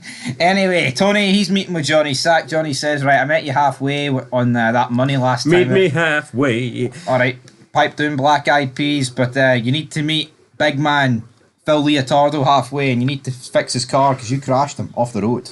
Yeah, and Tony's like, well, okay, but here, do me a favour. If that's how it's going to go, let me handle the repairs. Let me decide where it goes. So Tony does this at the time, I think, believing that it will work out good for him. But I think this actually I think this backfired on Tony big time, because the car was getting fixed at the late Big Pussy's, widow's Body shop. It was just being taken advantage of, and you had Phil coming back, and he was just wanting these new parts. He was continuously saying he wasn't happy with the car. This was wrong, that was wrong. There was just no satisfying him. He was pretty much demanding a whole new car, and I just think that if they'd have went elsewhere, then Tony would have probably been able to avoid that. I get what Tony was thinking, that if he got it done at Angie's body shop, then he could lower the costs, but it just seems that Phil was believing that he could take advantage of that and end up, getting more done to the car, therefore costing Tony more money in the long run. Tony B is then sent over to try and ease tensions, but essentially Johnny gets a free seat. Not Johnny, Phil gets a free seat for $2,000. What I don't like about this is, right, I think this is the way Tony's written, but because he is an arsehole, he's very self-centered. You would think, despite Big Sal ratting, he would have a fondness for Big Sal's wife and their children. But here he is, purposely sticking it to her. He is just a narcissistic cunt, Tony Soprano. Yeah, it was almost like, you know what? I'm not going to take the fall for this, so Angie, it's up to you. You're going to take the hit, even though I'm the one that crashed Phil's car. Just doesn't, I don't know, it doesn't sit right with me, but yeah, Tony just doesn't really care. No, it doesn't sit right with me, though. Tony literally did ram Phil off the road and said there's no repercussions. Johnny's like, just yeah, you make a joke about someone's fat wife and you're supposed to die over that? Yeah, I don't get it, but I mean, the only thing this did for me is it introduced Tony B to Phil and Joey Peeps, who, obviously Joey Peeps at the end of the episode, I think Tony B will have a few words to say to him, but yeah, pretty much the rest of this episode is literally centered around Big Carmela's father, Hugh, his birthday, his surprise birthday, which he finds out for Junior. Again, Junior's an arsehole, ruined this guy's birthday because he can't go. Yeah, Junior couldn't go, but just pretend it was a death. They could have said it was a funeral in the back garden or something. But he had a big breakdown last time out. But he tells you they're not happy. Carmela then says Tony's not coming, Barry, and he doesn't take it well. If Tony's, if the man of the hell's not going to be there, I'm not. Fuck you. You know what? Fair play to you. He stuck up for Tony here. He's fucking right. He did. Trying to protect his son-in-law. Yep. Carmela's mum, I absolutely hate her.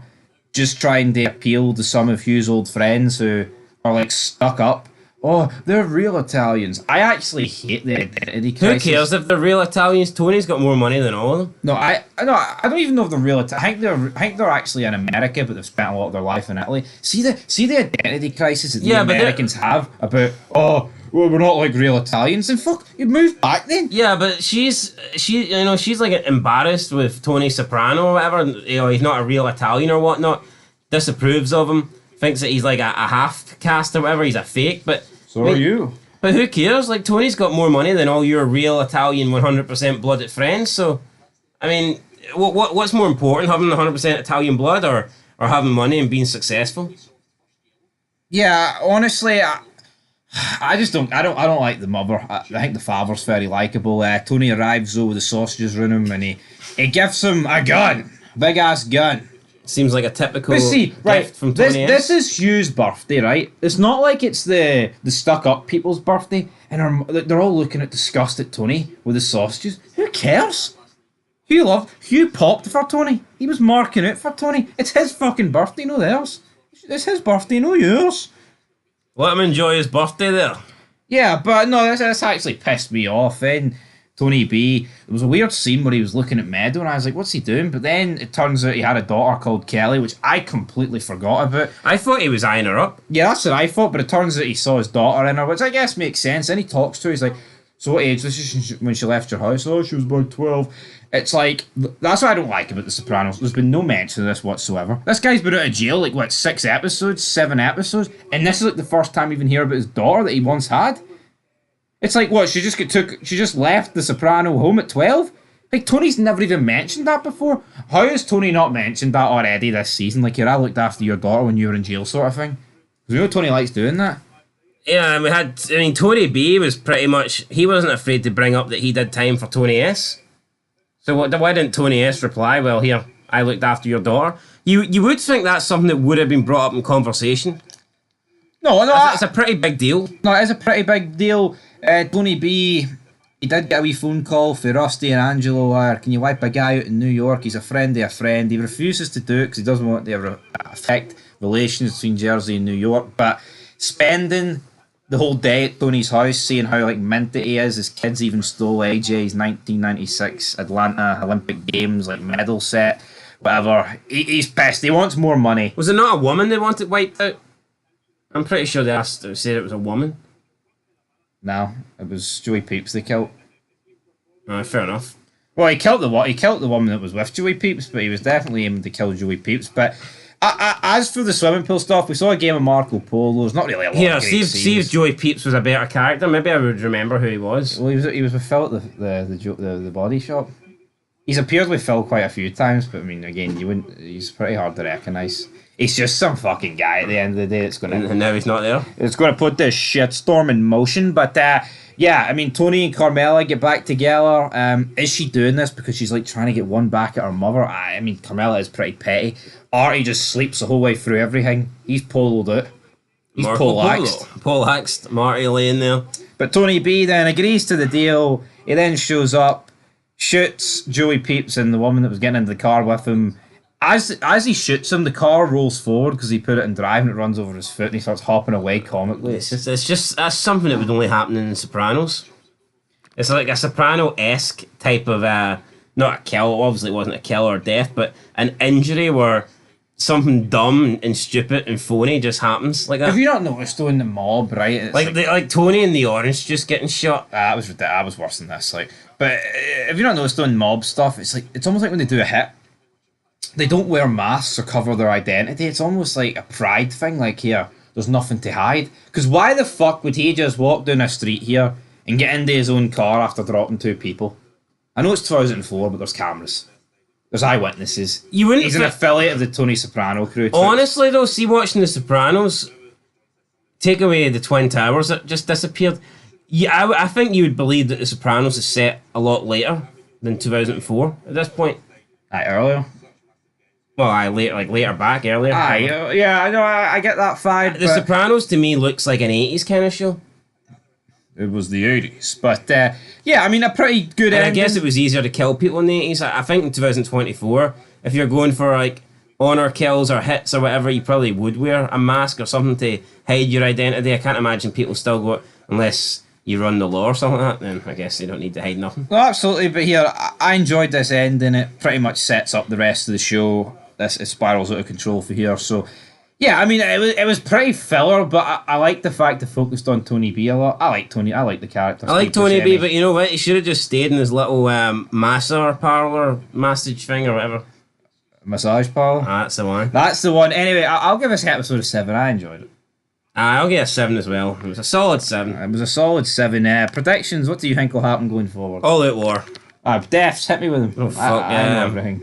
Oh, God. I'm going to go... Who's going to die this season? Ooh, who's going to die this... Bobby,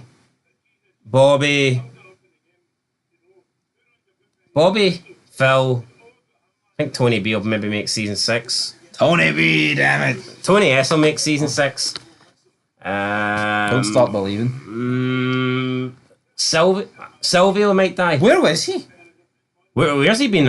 I think Silvio must be one of the worst.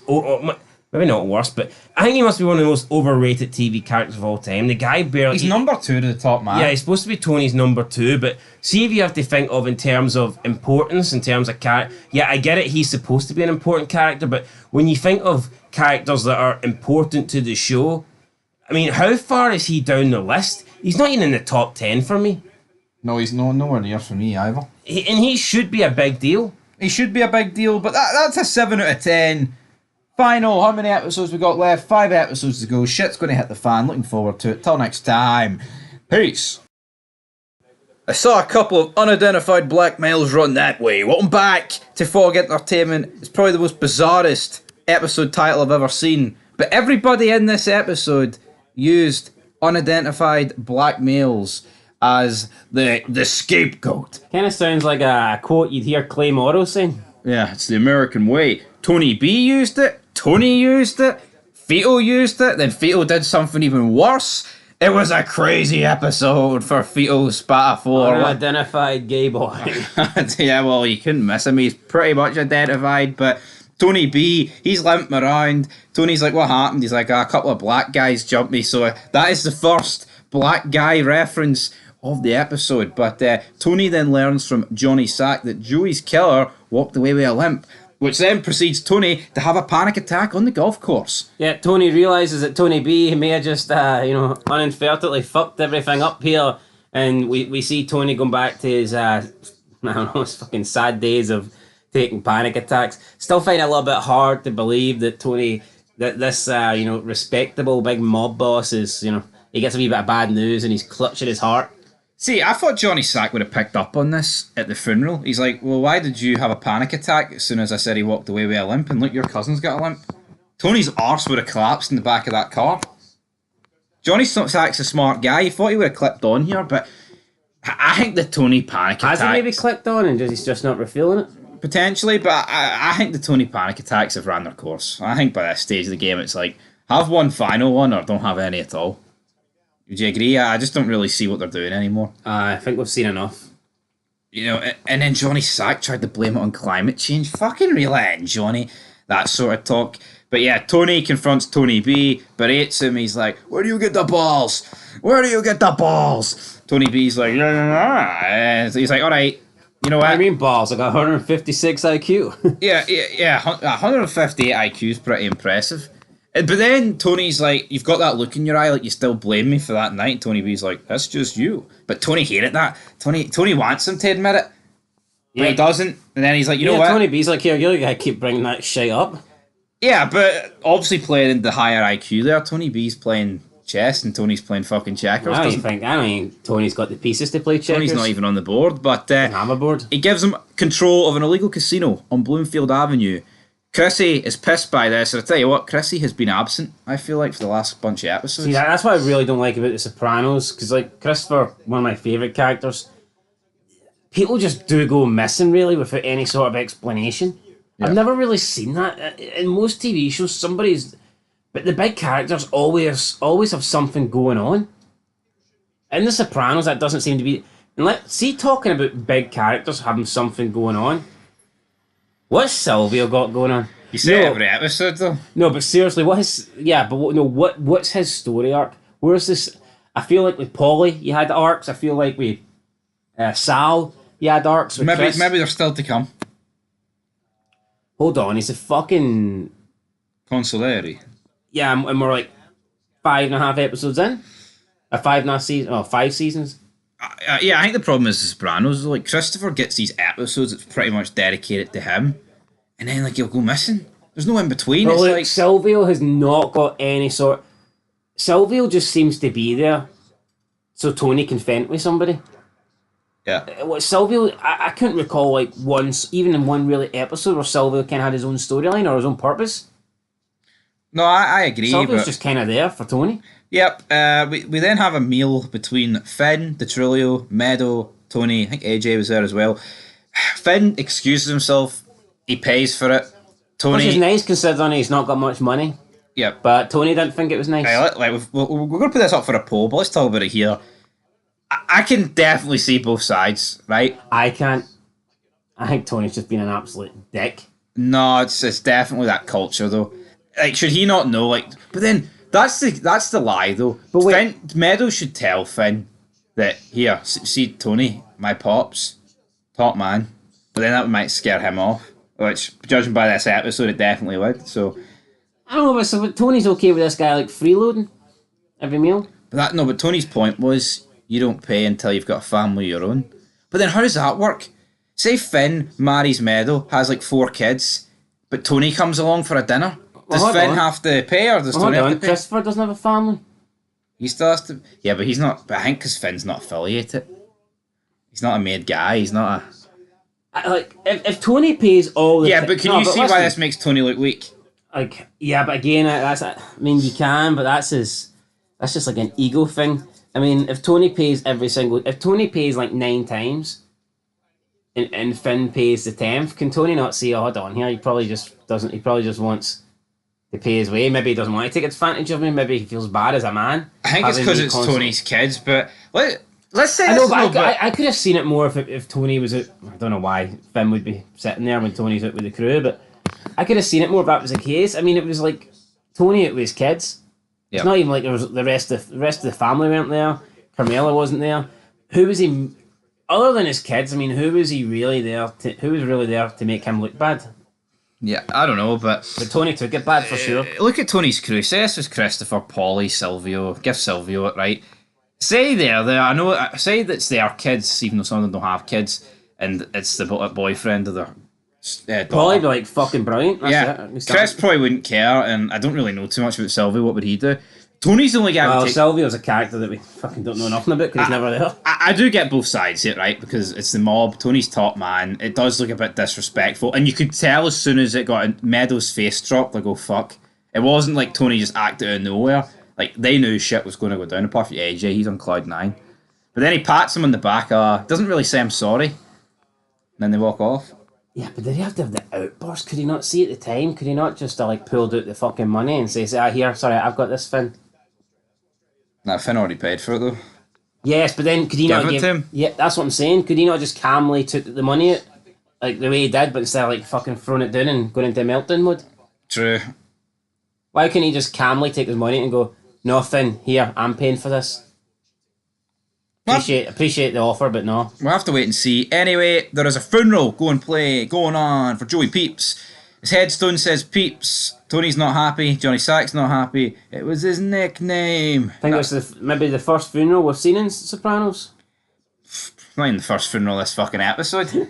But yeah, Johnny Sack's not happy. Confronts Tony. He's like, the gall in that man.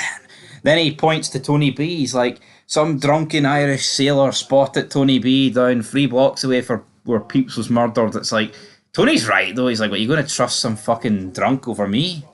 Even though Tony does lie to him here, Johnny's like, yeah, there's going to be repercussions if I find out you're lying. And what do you think they'll be? Dire consequences. Anyway, Finn gets a job at the construction site. I think there's some pretty funny scenes here, but you see Polly acting like a dick to him, finds out it's Meadows' boyfriend, and he's like, oh, here's money, take my niece out for a fun meal, all that stuff. Eugene then punches little Polly. He's like, you already know, sweetie. Damn. Eugene busts little Polly's eye open. You think Finn took this as a little bitch? Like, I believe so. He was crying. Not near enough fucking being sick over a punch. Jesus Christ, man, what? Then he can't sleep. And he decides, well, you know what? I'm going to go to the construction site a wee bit early tomorrow morning. And what happens? Oh, well, I don't know how you explain this. Well, Fetal. Yeah, he Fetal did point out that it was actually a bunch of black guys that battered little Polly, so there's your second black guy reference of the episode. Well, he arrives early, and it appears that Fetal was also there early. An early rising, and yeah, we see Fetal riding shotgun in a car, but he was also sucking a shotgun at the same time. Well, we just see some random dude getting head and full auto shotgun. Like, fair enough. That's a bit fucking weird. Then this big fat head just raised up, and it was Fetal, and Fetal was he was giving some guy. So Fetal's gay, right? That's the big reveal here, right? But why the fuck would he do it where they work? Out in the open? Yeah, that feels like that was just for plot purposes. Like, I can't imagine. Like, I get it, no one was supposed to be there. Finn purposely went earlier than, 4 hours early. And then he notices Fetal. Right, I think at this stage, Fetal's got to drop this guy. Hell, I think he's got to drop both of them. I would imagine so, yeah. Finn's taking a piss. Fetal opens the porta potty. You sound like a racehorse. Can I see? Can I see? All right. Then he says, right, you know what? I've got tickets for the New York Yankees game. How about you come with me? And then it's like, right, is this Vito going to whack Finn? Finn's freaking out. He tells Meadow about what's going on. Meadow doesn't really buy it. Finn then proposes to Meadow. If he marries into the Soprano family, will Vito back off? Or will Vito try to pump him? It's a bit difficult taking out one of Tony's son-in-law, isn't it? Absolutely. Tony then reveals in his traumatic session with Dr. Melfi that his panic attack started that night Tony B got arrested and he wasn't actually beaten up by unidentified black males. The third unidentified black males joke of the episode. Jesus Christ, saw a couple of black guys run that way. But yeah, Tony's not happy here though. He's pissed off. Carmela and him look like the divorce is edging closer. Then Carmela receives a phone call from Meadows saying that she's engaged to Finn. Carmela starts crying. She looks out at the swimming pool and Tony is swimming like a duck. To end unidentified black males. For me, it's the beginning of the best story arc of this show. Who would have thought Vito being gay would have been the best story arc in this show? Yeah, I mean, who would have Well, you thought... don't know if it is. Like, you can... Well, who would have thought Vito would have been gay? Yeah, but Finn was getting too much focus this episode. You knew some.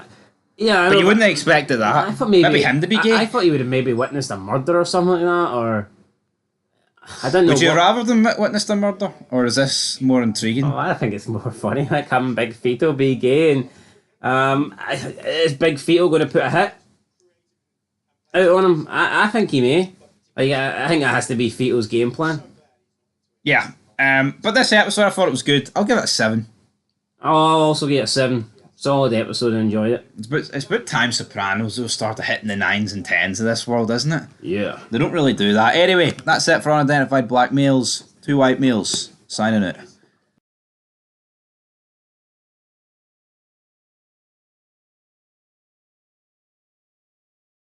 Cold cuts, butthurt cousins, and the worst transition in media history. It's The Sopranos Season 5, Episode 10. Welcome back to the channel. Yeah, and you know, after that intro, we're talking about cold cuts and worst edits and cousins that, you know, are bitter and don't like each other. It could only be The Sopranos. Yeah. See that transition? Movie Maker-esque. Microsoft PowerPoint, man. We're talking about a TV show that's I'd say this TV show was probably generated in your billions, man. And for me, the fact they left that in is embarrassing. How easy would that have been to cut out? I know. Before it got released. There's somebody, you know, when I was watching this on Prime, it's like, how have they not even removed it from when it got, you know, like shown on television 20 years ago? Do they think it adds character or something? No, definitely not character. I mean, Carmela walks away and then it just transitions to them sitting fishing. I mean, brilliant. But anyway, Tony and Johnny Sack meet about a missing load of smuggled Vespas. Johnny essentially tells Tony, well, you know what, your cousin wasn't there that night and the Vespas aren't there this night. And Tony's like, what? He's fucking lowballing me? This relationship is going down the toilet. You can sense it. Would you fucking stop? Then we see Benny and another member of Carlo's crew batter the guy at the port. It turns out Phil Leotardo is the man that took the scooter. So New York and New Jersey, there's a wedge being put in there. But that's kind of the last we've seen about this. Tony then returns home. He's watching telly. Then Janice is actually on the telly because she got arrested at the soccer game. And Tony, in typical Tony fashion, just doesn't like this. And I mean, I thought he was going to have another heart attack, another meltdown. Yeah, he nearly did. He storms over, he confronts her. He's like, oh, that soprano temper. He's like, you know what, Bobby, you need to get control of your wife. Yeah, he's some guy to talk about temper. Yeah, I know, but it's not a good look, I get it, but Tony the temper soprano. Tony the Tiger. But Bobby gives Janice the ultimatum. But you know, it's like, he doesn't really give a shit, man. It's like, he doesn't care why or how or if Janice is alright. It's just more selfish, like, motives, isn't it, from Tony? Yeah. He doesn't want anything that can bring, like, spotlight or attention to him. Bobby's like, but she called her daughter. I don't give a fuck. Oh, would you stop? He didn't care. Okay, I do care. Okay, I do care. Not really. Not really. I kind of care, man. I kind of care. But Tony It's not good. He's not loving life at the end of the day. He then goes over to the household where he put all the money into. Turns out there's no water in the pool. He can't believe it. He's been betrayed. Yeah, this is probably the worst I've ever seen Tony take anything, man. It's like his world just came crashing down, that he can no longer throw his big fat ass into his pool because the water's gone. He confronts Carmella. Carmella's like, it was costing too much money. But really, I mean, this is just a dig from Carmella. Tony's going to stop paying her money. She's going to stop the water in the pool. That's what it is. Tit for tat here. It's kind of lame for both. No, it is. We then basically, I mean, a lot of this episode takes place on a farm, Uncle Pat Blondetto's farm. Tony tasked Tony B and Christopher to remove a bunch of bodies at this farm.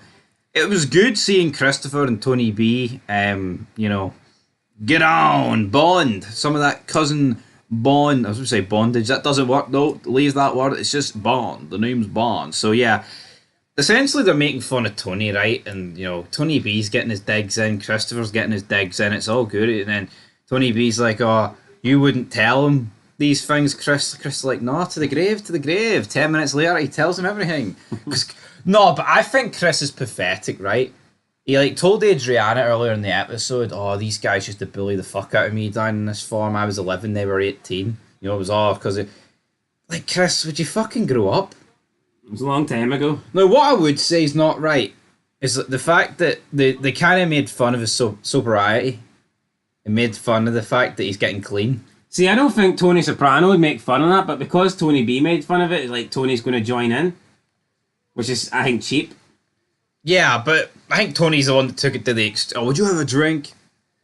Yeah, but that's because Chris was questioning him and then Tony doubles down, really. Yeah, but again, I think it's pathetic for all three, man. I don't think anyone in this wee conversation where they were sitting around the table comes out smelling of roses. It's kind of sad, though, because, Chris and Tony B are making fun of Tony when he's not there, but as soon as Tony Soprano gets there, Tony B just completely changes and the Chris starts becoming the brunt of the jokes again, which I think's poor. And then it's almost just as bad for Chris to bring up a joke that Tony B made about Tony. But that joke was for you, Tony doesn't really buy it. I mean, I don't know if it just went over Tony's head or if he didn't care, but it's like he didn't even acknowledge it really. But the man with the IQ of 158 quickly directs fire back towards Chris, and Tony's chuckling away. Haha, Christopher. It looks like they've all put the water under the bridge, but then he passes, the next morning, Tony's like, nah, Chris is like, no, I need to go, I can't go hunting with you. He leaves, and then he parks at the side of the road crying. I mean, fuck me, Chris. I think Chris at this stage is about 34, 35. Not that if he was 29, it would have been justified, but what's he doing? This is maybe something I'd see him do in season 1, but what's he actually doing here? He's fucking greeting his eyes out over nothing.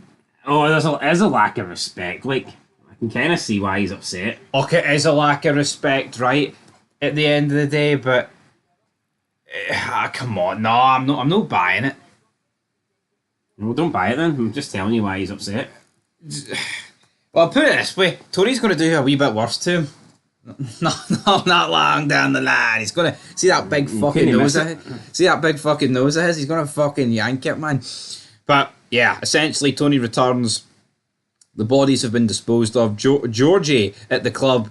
It's like, you have to live for today. And then Tony, for the millionth time this show, fucking starts smashing this guy's face in. This is just not called for, man. I feel sorry for Georgie. Got absolutely battered here, and for what? It's debatable, the Chris stuff, but this stuff is just absolutely. What are you doing? And why?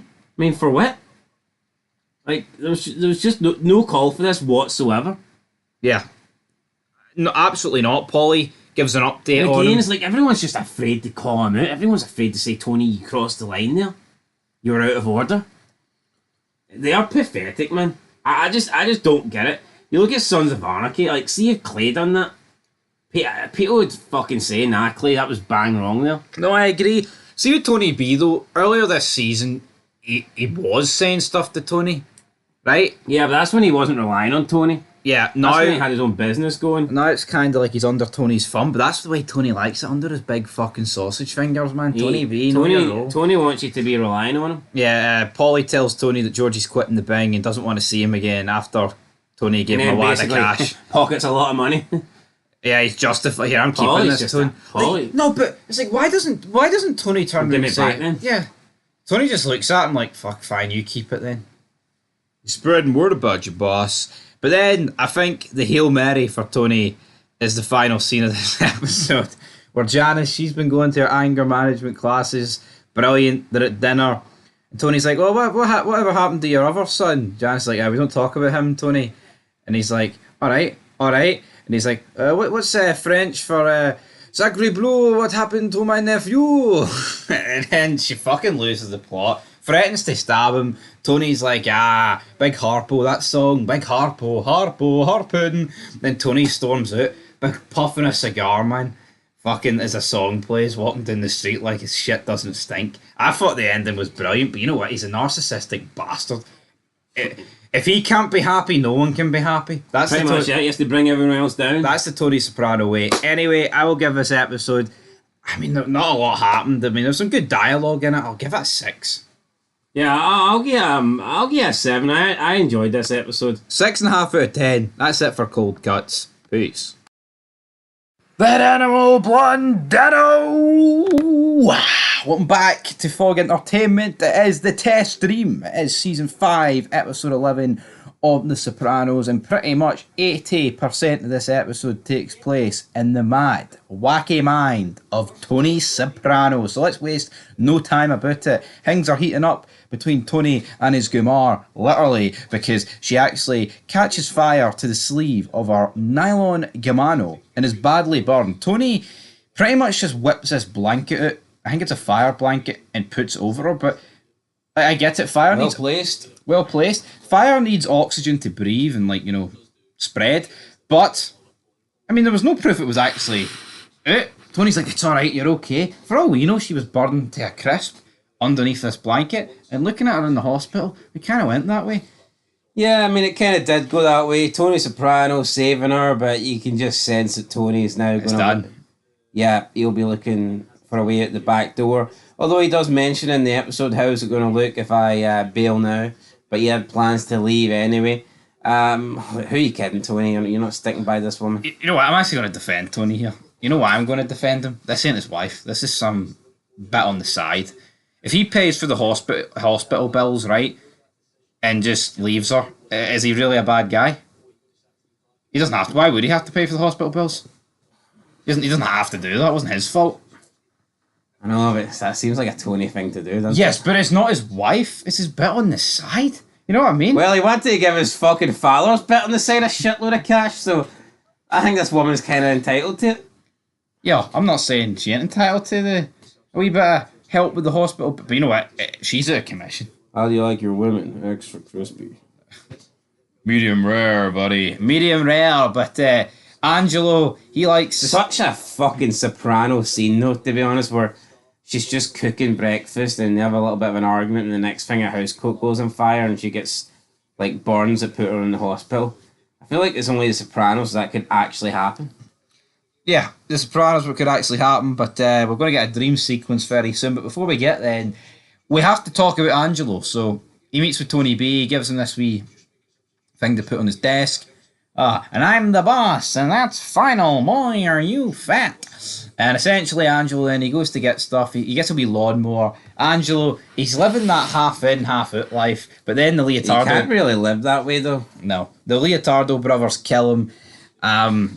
What do you make of this scene? They wrap him in Dexter cling film and shoot him. It was just abrupt, wasn't it? It was quick. I was kind of looking forward to seeing how this meeting was. Oh, he wants to speak to you. Fair enough. Then it just doesn't happen. Doesn't happen. He's dead. That's Angelo done and dusted.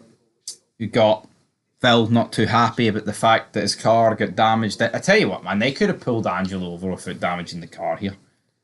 Yeah, it wasn't smart on their behalf, but it just seems like in The Sopranos, you'll get offed for any reason whatsoever. Yeah, it's not exactly brilliant at the end of the day, but then Tony, he's like, you know what? I'm actually going to go to the Plaza Hotel in New York City. I believe this is the same hotel that features in Home Alone 2. Would you agree with that?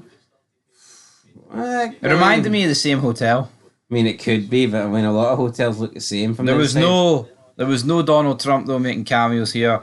Tony, though, he gets an escort over. He receives a voicemail for Silvio, tells him about Angelo's death, which immediately sparks him to remember that's why Tony B was so off this morning. Tony B was preoccupied, so to speak, earlier. Tony basically just ranting and raving about here, how will that make me look? But Tony B wasn't having it, man. Then he kind of berated his two kids. It looked weird. His two kids look weird, it has to be said. You're going back to your mother. I'm going to take you now. Go get your uncle a Coke. And then Tony's like, you know what, actually, I'm just going to leave. Tony leaves, and that's how he got to the hotel.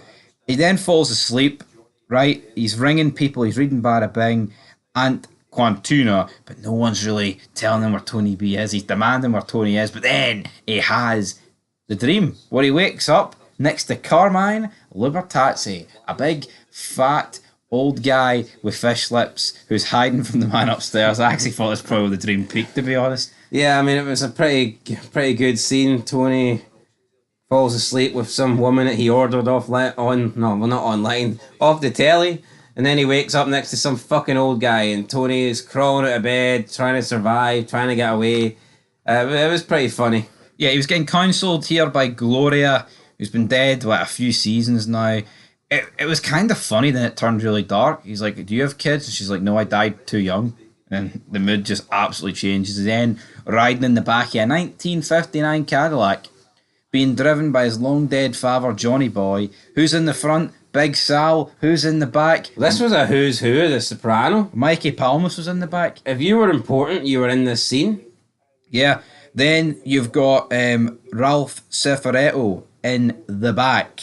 Oh no, sorry, in the front. And he's like, where are you taking me? We're driving you to the job. He then wakes up in his house. He starts spitting out teeth. He goes to dinner here with Carmela to meet Finn's parents.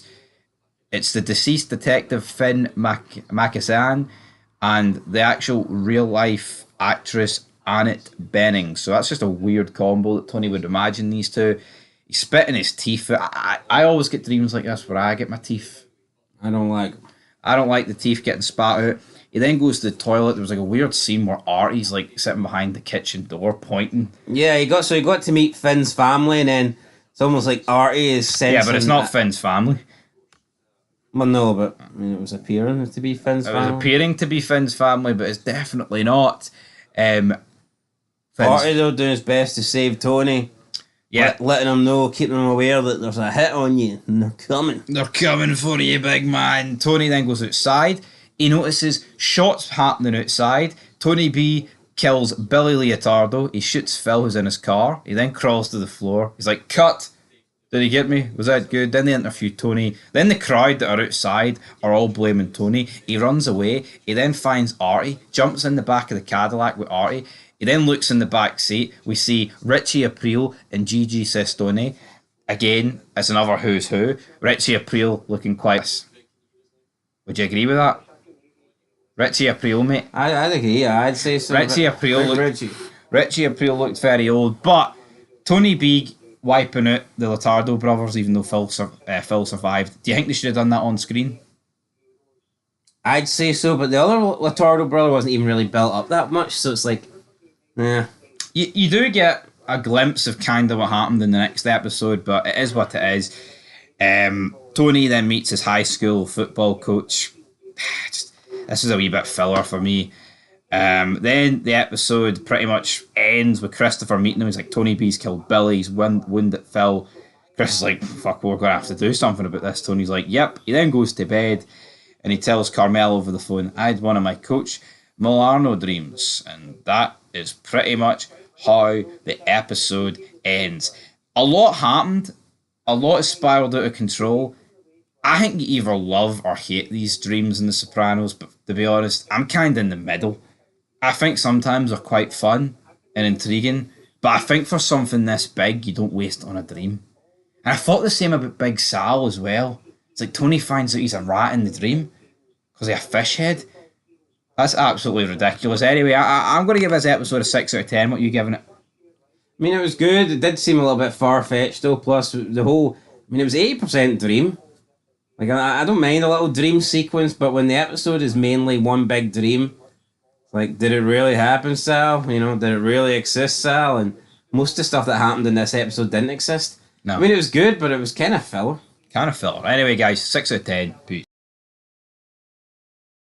It is considered one of the greatest episodes in TV history, not just Sopranos history, but it's long-term parking. So all the fans here on this channel and beyond, park up and listen to Fog Entertainment dissect it and explain why it's not really the greatest episode in TV history. Woo! I loved you, Adriana. I mean, yeah, Adriana's gone. She's dead. Spoiler alert. It's our last episode. She is swimming with the fishes, but like this was basically 2 seasons of her being a rat, but really, if you think about it, I mean, it was just sporadically placed between season 4 and season 5. Yes. I mean, very, very poor writing, in my opinion. We would touch upon her being a rat, and then you'd maybe go 4 or 5 episodes without even any mention of it. Now, you did say earlier that Sons of Anarchy did it a lot better with Juice, and I agree, because with Juice it was constant. It's like every time Juice was in a scene, he was either dealing with Eli or dealing with Potter or dealing with his sons where he was going to have to try and do something in order to get information or some sort of evidence. But with Adriana, it was like randomly done, you know. Yeah, at the beginning of season 4, whatever, they focused a bit more on it, but like after the initial part, it was just like forgotten about and put on the back burner. I get it, right? It's a TV show, it's The Sopranos. Maybe they didn't want to focus on Adriana when they can focus on like Tony more, right? I get it. I think that's the problem with The Sopranos, though. To me, that's that. As much as I like Tony Soprano, and as much as he carries the show, and it cannot be denied, without Tony, there is no Sopranos. I get that. But do you think maybe they're a bit too reliant on Tony and that they should have allowed other characters to flourish and give other characters more screen time? No, I agree. Like, we're at the end of season 5 almost, and honestly, man, I think the amount of screen time and development that Silvio's had is absolutely shocking. And he's the one that pulled the trigger. And and it's like, I'm almost sitting here thinking he didn't deserve to be the one. He hasn't done enough. He hasn't done enough. But I mean, he's Tony's number 2, but in my eyes, he's just a number 2 that should be flushed in the toilet. Yeah, so let's pretty much wrap up what happened with... We'll not wrap up, but we'll wrap up what we got in this situation. So a body washes up on the Jersey Shore. Some school kids find it. It's identified as Gilbert Nueves, so that name means nothing to us, but Adriana's then pulled in because the FBI spotted her putting something in the garbage and then taking out... Like, but how dumb is it? She's so fucking dumb because she must be like, holy shit, I'm a rat. Maybe they're going to have this place tapped. Maybe they're going to have this place, you know, wired up. Security cameras. See if she just threw this in the bin, no one would have fucking batted an eyelid. But also, the 2 guys that killed the guy should have took all the evidence with them. Yeah, and also another thing, I think if we're being honest, I think those 2 guys probably would have killed Adriana. She's a fucking loose end. I mean, possibly. I get it. They kill her. Oh fuck! What's the crime family gonna do about it? It's just a bit strange that the thing that really brought Adriana down and forced her into this was 3 characters that mean absolutely nothing. Yeah. No. Yeah, you're right. You know, 3 random characters. And obviously, the guy who got the facts, he knew. If you remember Jackie Aprile Jr., he's had a few episodes, he's had a few scenes, but Jesus Christ, man, you barely can remember the guy. But obviously, Adriana here, it's went tits up. She's been suffering at the doctors. It's literally now, right, you need to cooperate, give us hardcore, concrete evidence, or else you are out on your arse getting 25 years. But the problem for me is like, look how many rats... but look how many rats this show has got. One of the fucking captains, Raymond Curtle, is a rat, right? Why have they not pressed the captain for more information, but they'll fucking press Adriana, who is just, oh, we're going to wire you up and we need you to get information out of Tony? How fucking dumb are these people? All you hear that this show's the greatest of all time, right? I get it, she's backed into a corner, but how the flying fucking hell do they think that Adriana, who barely speaks to Tony unless they force an episode, is going to get him to cop to a murder? Could it be with the captain that they just maybe want to keep him there long term? Maybe, right? But it's way more likely that he's going to get Tony talking about killing someone. I agree. Tony doesn't even talk about killing anyone to fucking Carmela. So why is he going to talk to her about Adriana? Wasn't that long ago he wanted to start a new life with Adriana? It wasn't that long ago, but we then cut to Phil Leotardo. He's obviously survived the attack last episode. we kind of get like what You know happened what? that night. I actually cannot remember what she originally got called in for. What did she cop to? What did they have on her? It was like drugs at the club. And yeah. Would she not have been better off just taking the hit? Yeah, I probably. mean, how much would you have got time-wise? Like, Probably not an awful lot, like 5-10 years. But everybody's got a price. But we see how Billy Leotardo died, and Phil obviously survived, and he knew Tony B did it. So Johnny Sack tells Tony he wants Tony B on a spit. He says, you know what? He's entitled to a lot of things now, Tony.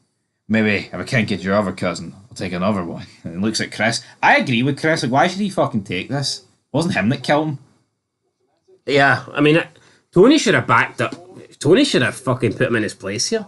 Yeah, I think if it was Tony B standing here being threatened, well, I don't think he's a bit of a shite bag like Chris. I think he would have fucking went for Johnny Sack. I mean, we've seen what he's done the last few episodes, but you know, I think The Sopranos is a wee bit inconsistent. Tony punches Ralph, right, for killing a woman on their property, right, in the public eye, and is like Tony is forced to apologise. You know, and now here you've got Johnny Sack, who's not heard of New York, by the way, not yet. Literally threatening to Tony's face, I'm going to kill your other cousin then, who's innocent. Like, and then Tony's like, well, let's... But Tony didn't even take it bad. He was like, well, let's not take things that far.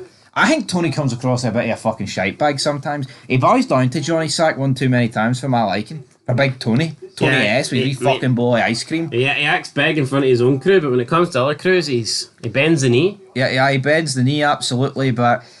Tony B makes a few phone calls throughout the episode, but Tony isn't really answering. He manages to get a location. It turns out that he's near his uncle's farm, so yeah, they can't knock the farm down yet, so that's where Tony B's heading out. What will Tony do in the finale, do you think? How do you think Tony's going to handle this going into the season 5 finale? I think Tony might personally take Tony B down. I don't think he'll give him up because he doesn't want him to get a gruesome death, so I think he may take things into his own hands and put him down, and that might spiral things out of control because it's not the way New York wanted it to go. He did tell Johnny Sack at the end of the episode to go fuck himself. You know what? I ain't giving my cousin up for anybody.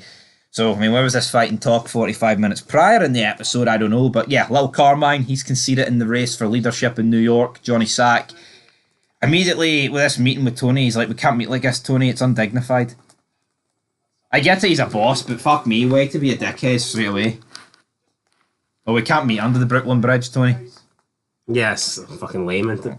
It is a bit lame. Anyway, Adriana, back to her. That sums up Tony. She tells the FBI, give me to Monday and I'll get Christopher to flip. So Christopher, we already seen previously in the episode, he had a bit of a meltdown. He's ranting at Tony. I give that fat fuck pieces of my soul, Adriana. That's my Uncle Tony. I'm going to hell for my Uncle Tony. That's the man I'm going to hell for. He's had the rant. Adriana then reveals what happens. Like, yeah, I cut him up like over a year ago, 18 months, whatever, I got arrested.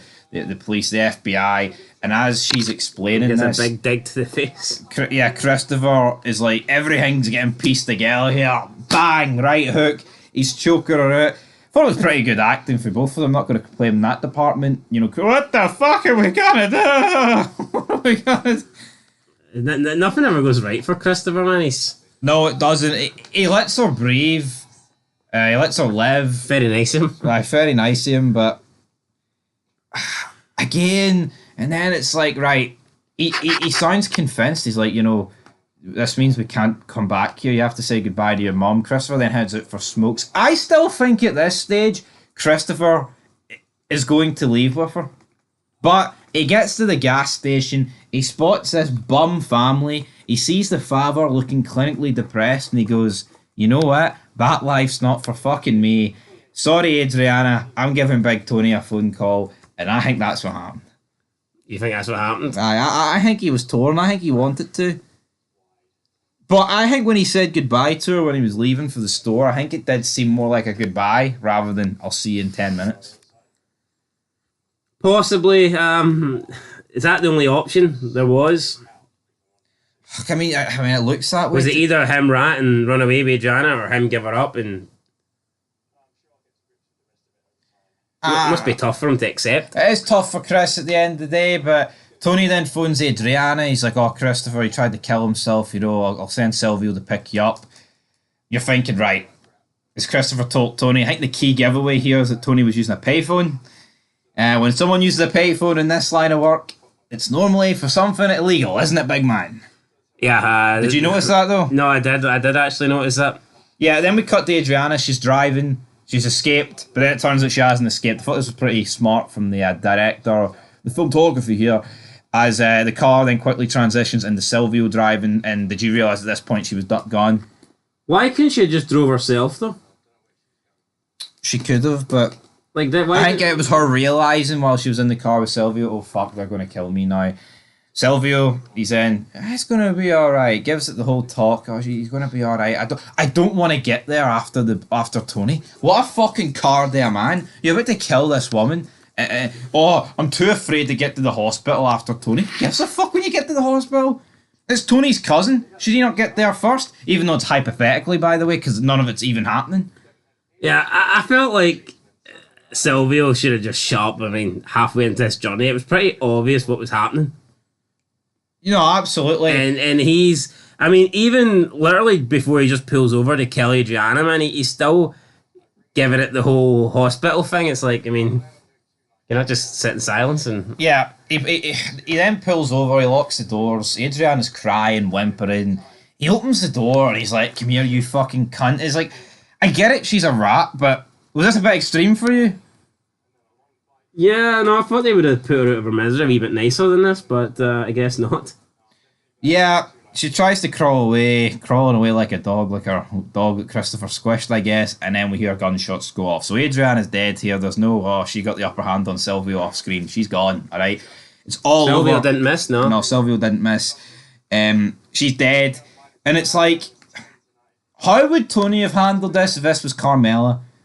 Would he have done it himself? Would he have sent Silvio to do it? Would he even have killed her? Would he even have killed her? It's all these questions. We see Chris drop her car off. He throws her suitcase into like some long bush, middle of nowhere. Parks her car off at the long-term parking at the airport. So obviously that's how the episode gets its name. And then we see him break down. He's snoring a little HT. It hurts so bad. And then Tony beats him up, and it's like, You'd be a bit more considerate, Tony. Tony just makes it about himself. He's like, "Don't you think we're all hurting?" Yeah, Tony, you might be hurting, but let's be honest, it's going to affect Chris more than you, mate. Yeah, I didn't really get this for Tony. I mean, I think he'd offer his cousin a wee bit of support. Yeah, honestly, I thought it was just baffling. Then the episode ends where Tony takes Carmela to where they're going to buy the land for the spec house, and it looks like a similar sort of area where Adriana was killed. And that is pretty much where the episode ends here. Did Chris make the right call? We will see in future episodes how this pieced together. We'll put it up for a poll as well, and we'll make a fairy fit about it. Yeah, we definitely will do that. But 9.7 rating on IMDb or whatever, and it is considered one of the highest rated episodes in television history. For me, I think it's too disjointed. You were jumping back and forth between them killing Adriana and Tony meeting with Johnny Sack. It's like, right, the structure was very off, and also, as we touched upon at the start, you honestly would forget that Adriana's a rat. And that's a problem for me. It's like she's done nothing in terms of... I think the last time we seen her in proper conversation with the FBI was episode 5, where they had the whole, situation with Tony and Chris thought they slept together. I mean, that's 7 episodes ago. It's a long-ass fucking time. Yeah, it is. But you know what? I did like this episode. I'll give it a 9. I thought it was good. I don't think it was... I mean, it was great, but I mean, best ever? Nah, man. It's the best episode of the show. No, I don't think so. It's one of the best, I think. But I think I'll give ours a 9. Okay, right. I'll give it a 9 as well. It's a pretty iconic scene. It's a pretty great episode. But I still think, Adriana, it's like, when you forget someone's a snitch, I think you've got a problem. And I guarantee you, when all these other snitches appear, you'll probably forget who even half of them are. Who the heck's this guy? Who the hell's that guy? Anyway, guys, 9 out of 10. Long-term parking. Put it in gear. With all due respect, you got no idea what it's like to be number one. Welcome back to Fog Entertainment. We are number one. Alright, everybody. In our own heads only. Aye, in our own heads only. But Tony, he put Silvio to the sword. Silvio thought he could step up. Tony washed him away, man. Absolutely bashed him in his own place of work. At the bada bing, bada boom. You know what, I didn't like this for Tony because I get it, man, season finale, let's create a bit of tension and all that stuff, but I mean, Silvio for the first time in this series grows a set and actually speaks up against Tony, and he got shot down. He got swiped away like a fly. This will be the last time Silvio ever gets out of line or Quite says frankly, Tony, you got a problem with 40. But why did Silvio back down so easily? Because he's a fucking card-there, man, that's why. Like, see if Silvio continues to argue his point. Is it going to come to blows? Is Tony going to kick him out? Like, kill him?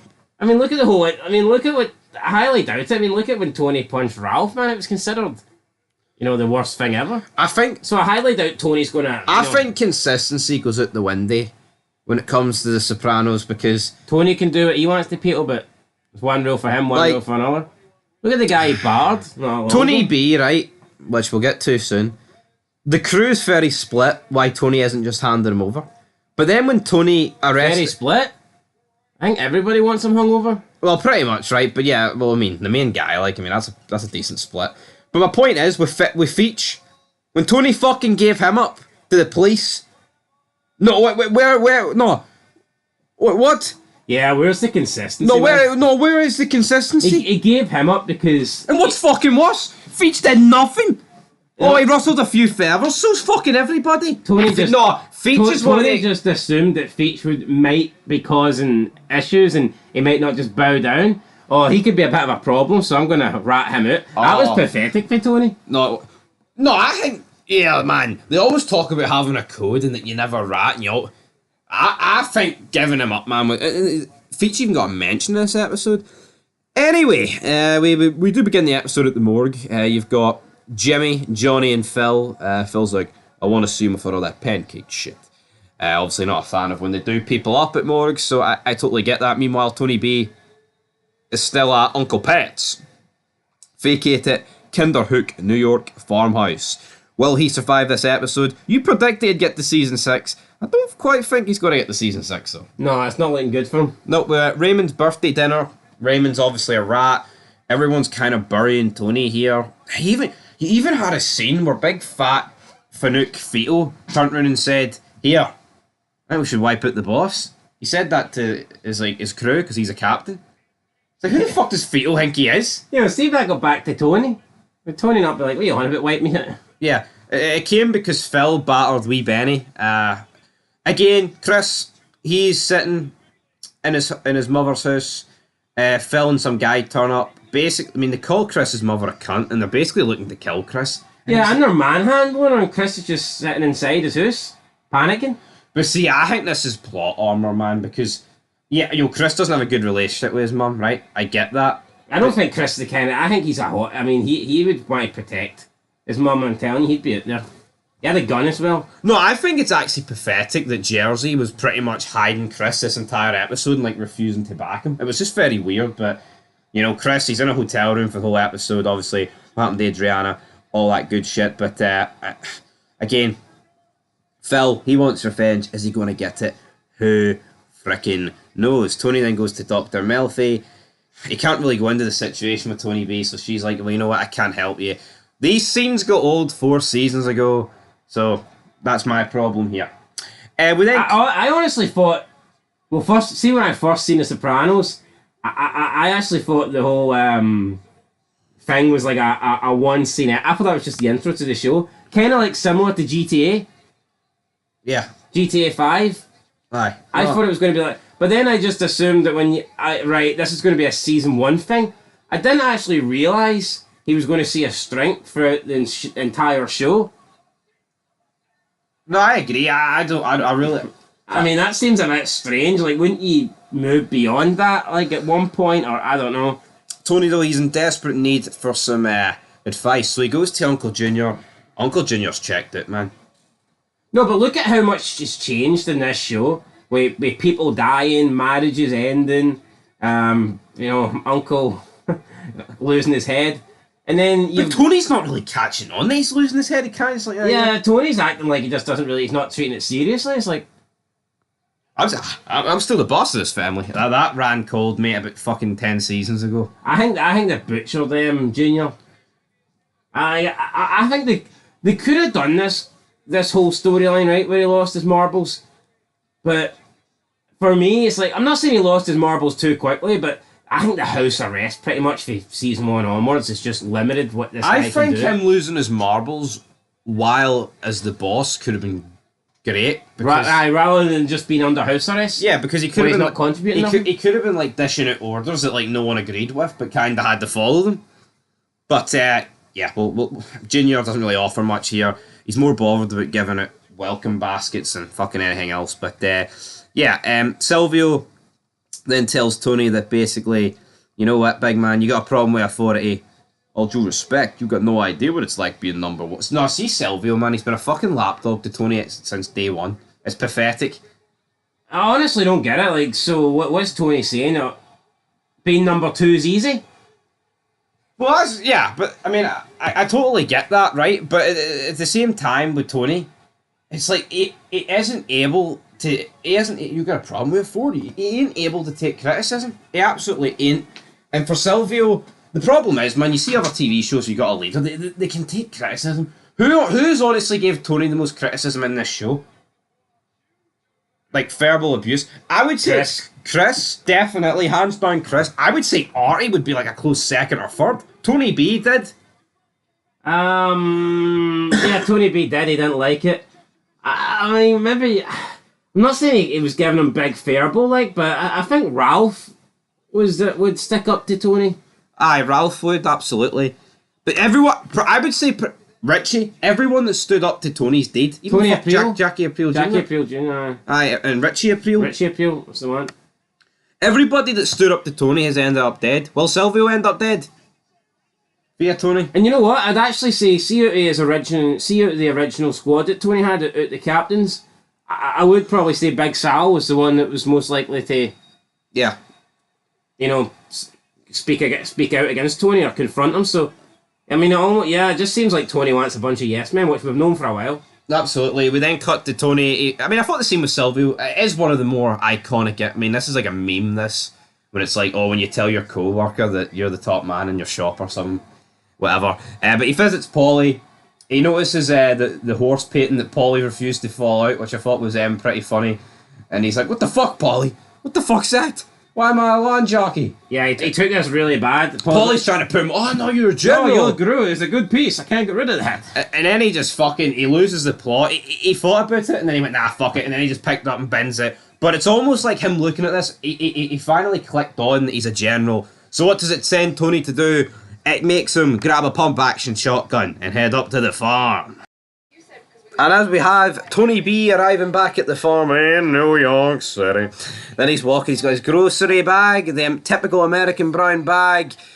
He goes to open the door, the keys are in the door, but then Tony's there. We had pump-action shotgun, bang, good night. Bang. I mean, did Tony really need to use a shotgun? Yeah, what was the need of the shotgun, actually? Quick and painless, but I mean, a headshot with a pistol would have done the same thing. And I guess he's not getting an open casket, like, so I don't think it really matters. Yeah, no, it doesn't It's really just getting matter. buried out in the woods, I guess, but... I mean, for me... I'm not even sure he gets buried out in the woods. I don't even know what happens with the guy, but... Just, it's the Sopranos, man. You know, I mean, obviously, it's my second time watching the show, but I remember being, like, generally surprised the first time I watched it, but on the second rewatch, it's like... I think Tony B had to go, but I think there's just a better way of dealing with it. I don't know. What did you make of the death? For me, it was just a bit...